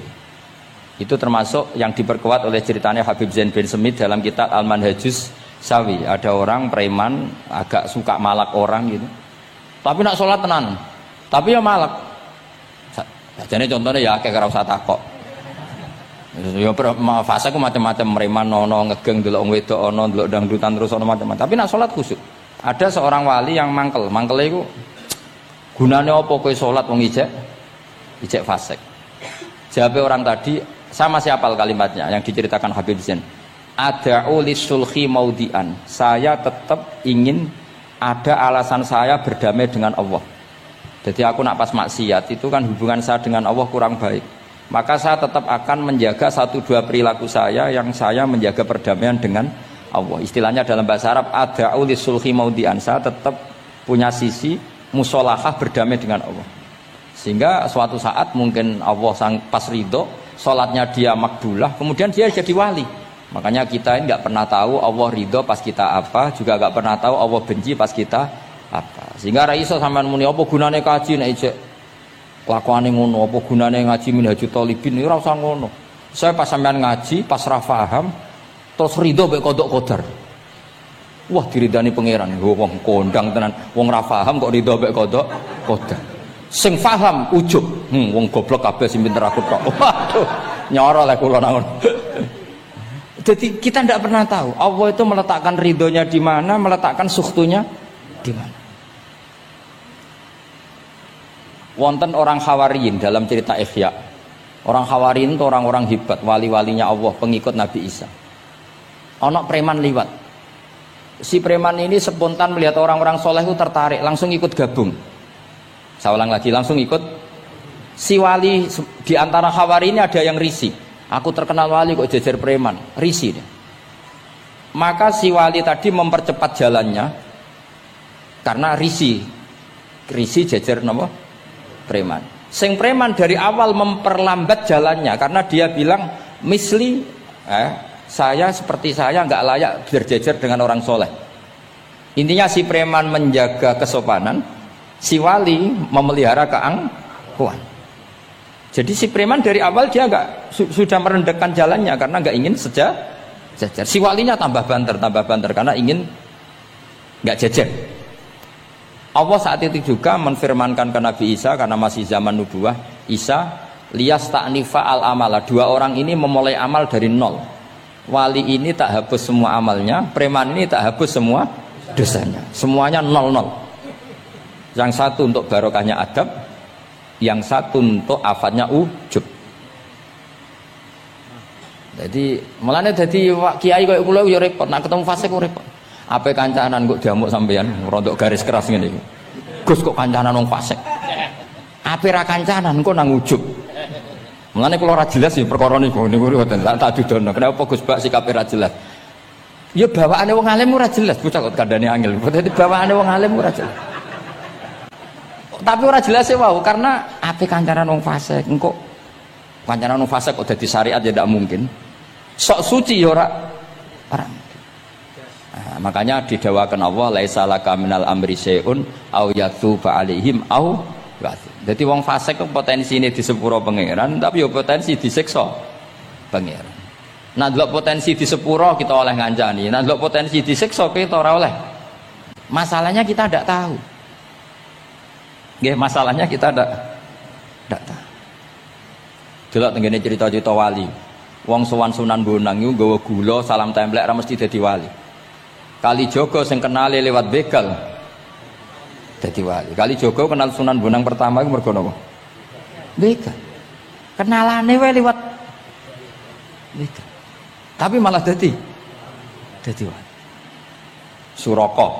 Suraka kenal Nabi ku perkara ape bacok. Mergo dekne ku ana sayembara sing iso nyekel Muhammad, ya tentu dijangkar wong sing ngomong wong kafir, sing iso nyekel Muhammad. Mulane dadi kiai ku bingung. Nak nyeritakno tarikh kok nyebut Rasulullah kan gak mungkin wong kafir kok kayak sayembara sing nyekel Rasulullah sallallahu alaihi wasallam dikei hadiah. Ya mosok wong kafir kok sayembarane muni apa? Sing nyekel Rasulullah sallallahu alaihi wasallam tak kei hadiah. Sing bacok Muhammad Rasulullah sallallahu alaihi wasallam tak kei hadiah kan mboten mungkin wong kafir kok muni ngono. Sing kiai sing bingung sing nyeritakno kiai apa muni? Sing nyekel Muhammad tak kei dhuwit. Muni Muhammad kan kadung ra kulino wong. Cara sampean dadi kiai ya milih ndi? Nyeritakno omongane wong kafir. Milih. Mulane kula kadang kiai ora di pilihan bahasa. Mergo mulane Imam Suyuti sopan-sopane wong, tapi namune Iqra ya Muhammad. Mergo iku satu-satunya kesempatan jangkar Kanjeng Nabi. Kan sing dawuh Allah Iqra. Lah mesti Iqra ya Muhammad. Mergo Allah sing dawuh ning Kanjeng.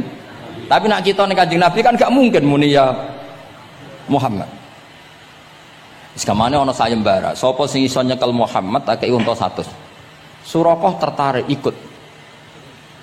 Tapi barokah iku, barokah kesalahan itu malah roh mukjizat Rasulullah sallallahu alaihi wasallam. Ketika pe baca napa? Ambil sampai ping 3. Lah iki awale salah niate ya salah, tapi pangeran ngersakno untuk hidayat. Barokah salah iku roh mukjizat Rasulullah sallallahu alaihi wasallam. Ya ora roh donya iku ora roh. Ana wong saleh sak labah amen jamaah sampai diarani hamamatul masjid. Tapi ceritanya seperti itu akhirnya semulane donga ya muqallibal qulub tsabbit qalbi ala dini, kita tidak pernah tahu. Ya sudah seperti itu. Paham ya, tapi ya kita tentu ngikuti syariat wa kullun muyassarun lima khuliqalah. Mohon kula terusno. Qultu al asah ad-dhammu. Terus sing donga sing diwaca teng tasyahud nggih kula waca bismillahirrahmanirrahim. Qultu ala sah wa anna Muhammad Rasulullah sabata fi sahih Muslim wa alam wa aqalli salat ala Nabi sallallahu alaihi wasallam Allahumma sholli ala Muhammad wa ali wa ziyadah ila Hamidum Majid tumeka maring Hamidum Majid. Berarti kados kita napa Allahumma sholli ala sayyidina Muhammad wa ala ali sayyidina Muhammad kama shollaita ala sayyidina Ibrahim wa ala ali sayyidina Ibrahim terus sampai fil alamina innaka Hamidum Majid. Nah, ini sebagai penutup kalau badhe cerita kalau ada kitab namine Hasyatut Turmusi. Hasyatut Tarmasi atau Turmusi ini karangannya Syekh Mahfud Termas. Beliau adalah murid Sayyid Abi Bakar apa? Syato Sohibul Li'ana. Terus guru dari Mbah Hasyim Asy'ari. Beliau teman dekatnya Habib mbahnya Habib Anis. Berarti Anis bin Alwi bin Ali. Jadi temannya Sohibu Simtiduror. Itu beliau cerita tahiyat itu adalah perwujudan dari dialognya Allah kalian Kanjeng Nabi. Terus ketika Kanjeng Nabi dugi Sidratil Muntaha, nggih, ketika dugi napa? Sidratil Muntaha, Nabi maos napa? At-tahiyatul mubarakatus sholawatut thayyibatu lillah. Mun Nabi mandek terus dijawab kalian Allah, Assalamu alayka ayyuhan nabiyyu wa rahmatullahi wa barakatuh. Allah mandek. Terus Kanjeng Nabi niku mboten kepengin saking senenge teng umate bahwa kebahagiaan itu hanya untuk beliau. Saking sayangnya teng umate. Terus ditambahi assalamu alaina wa ala ibadillahi sholihin. Jadi niku barokah syafaati Rasulullah sallallahu alaihi wasallam.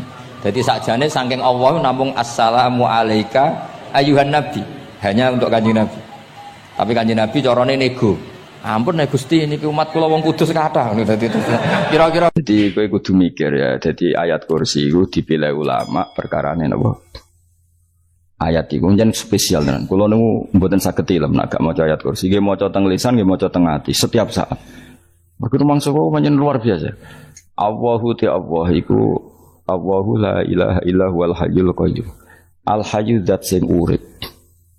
Mergo sing gampang bedakno Allah mbek Nabi Isa, ambek berhala, ambek semuanya yang disembah selain Allah adalah kehidupan. Kita gampangane tau ngidolakno Isa kaya apa, tapi akhirnya kecewa nak dianggap pangeran. Mergo nyatane cara mereka pun Isa mati di salib. Utawa cara Islam Isa iku diangkat. Di itu objek. Apapun hebatnya Isa diangkat, diposisikan di langit di. Kerennya apa? Jenenge di itu objek. Berarti yang keren adalah subjeknya, yaitu Allah Subhanahu wa ta'ala. Terus kita ini sebagai orang itu punya ketakutan. Nak pangeran mati ku piye? Nak kowe mati kan gak punya akibat apa-apa. Srengenge tetap baik-baik saja. Sistem falak galaksi baik-baik saja. Sistem alam baik-baik saja. Wong sing mati kowe. Bayangno nak sing mati pangeran. Maka ketakutan seorang mukmin adalah apa? Punya Tuhan yang mati. Kemudian itu diobati bahwa Tuhan kamu itu Tuhan sing aman, al-hayyu sing selalu hidup. Kemudian disifati lagi al-qayyum. Apa artinya hidup kalau bergantung orang lain, bergantung makhluk lain?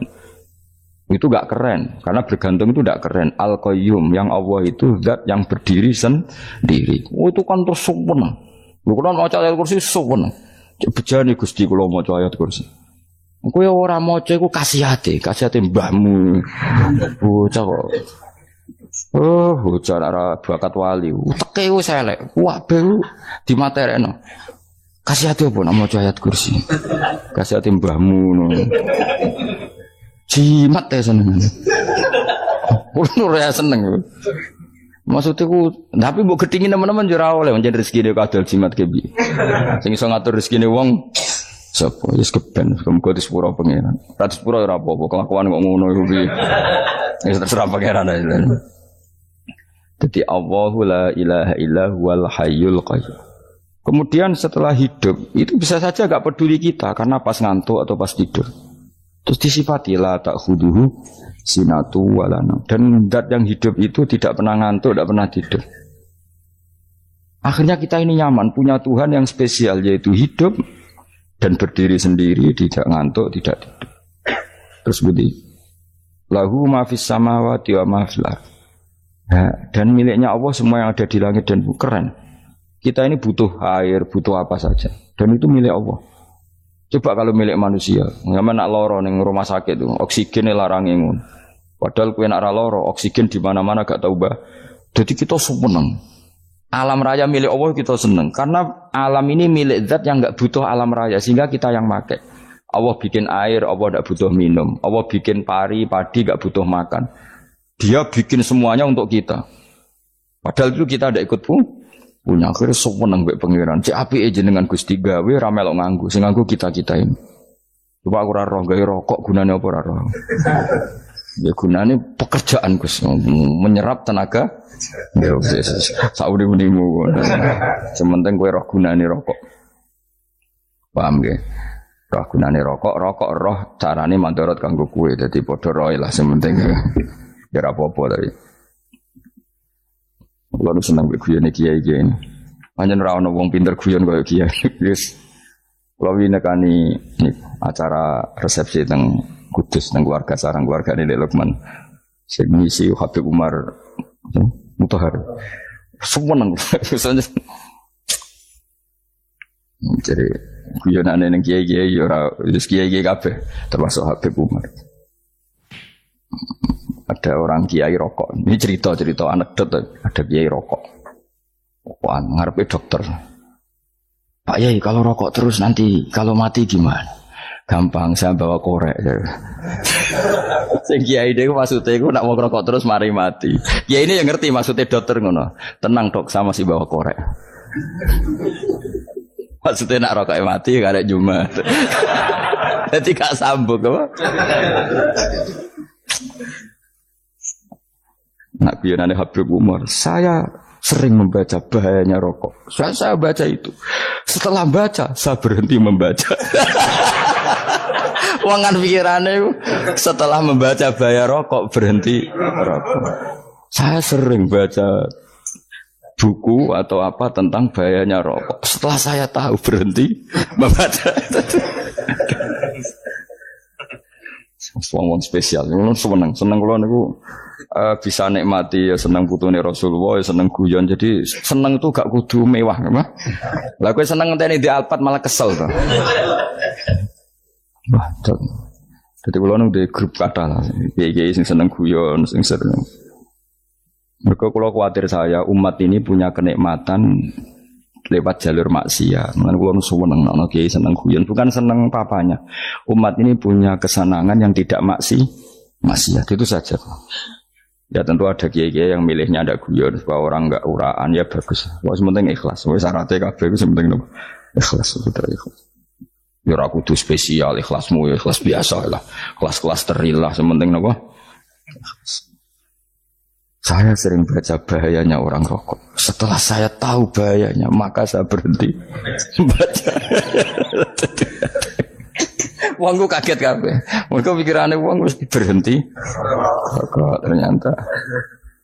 Mulai saya sering baca bahayanya orang miskin. Setelah tahu bahayanya, berhenti merasakan kemiskinan. Jadi saya tahu bahayanya neraka. Setelah tahu bahayanya neraka, maka saya berhenti.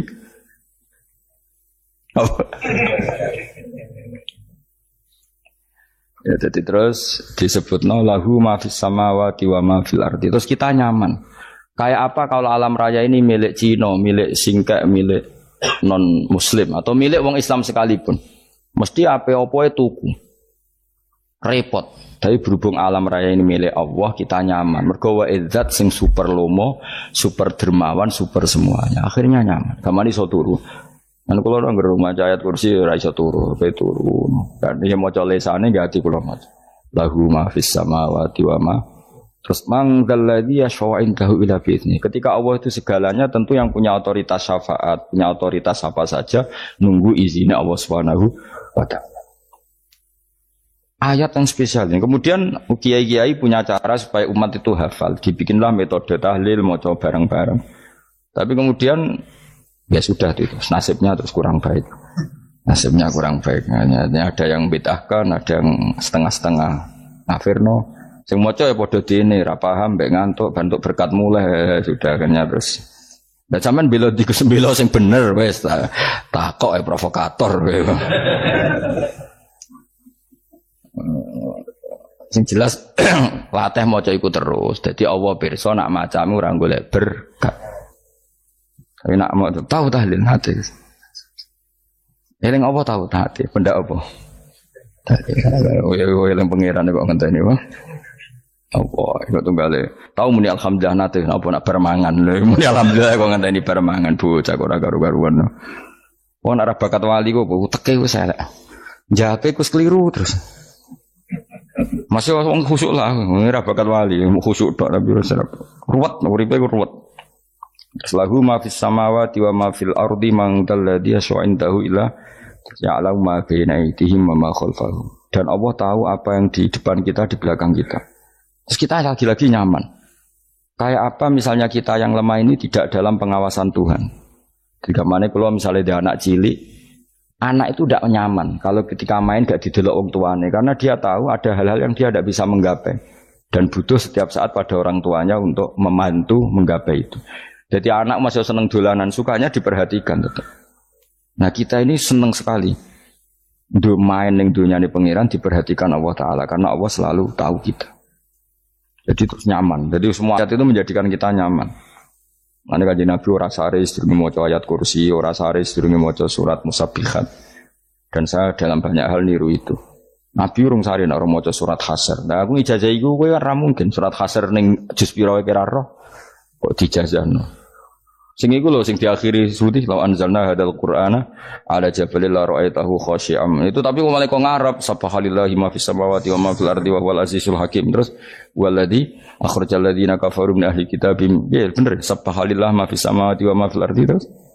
Terusnya terus waladzi akhrajal ladzina kafaru min waladzi akhrajal ladzina kafaru min ahli kitabim min diyarihim li awalil hasr. Wa dzanantum ayakhruju wa dhannu annahum mani'atum husunuhum min Allah fa'atahum saat rusik serang rapal.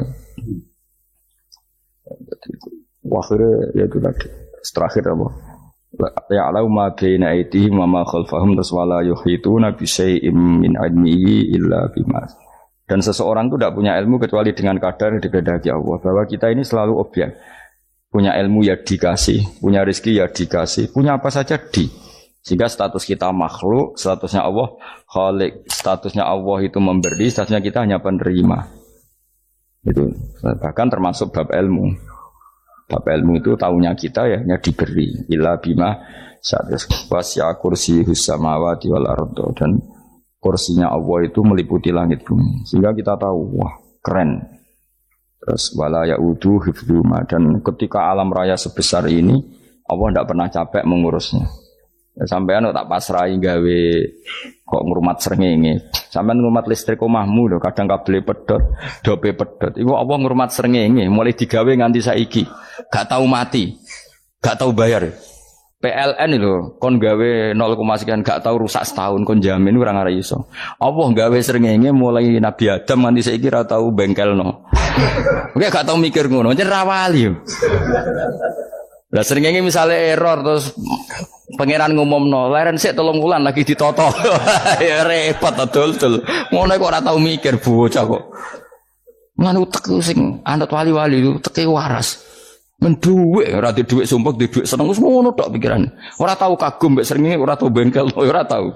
Mergo mau ora bakat wali, itu teke wis innalillahi wa inna ilaihi raji'un. Ngono ya kok urip wong ngono. Habis ben urip pancen rong wae apa? Mati rame-rame apa? Untunya nek ora ono ku ya sepi tenan. Gak ana wong gawa nasa ilfat ngalor gitu. Ngaji sepeda dibayar paham yang mulai apa yang mulai kok takut ibu jure bar apa kaji mau Gus Pak nerangno apa delok rekamane. Alhamdulillah sudah ngaji bareng ya bersama guru kita Gus Pak tercinta bersama channel Barokah Ngaji. Semoga bermanfaat dan barokah untuk kita semuanya. Jangan lupa like, komen, dan subscribe. Terima kasih. Sekian. Assalamualaikum warahmatullahi wabarakatuh.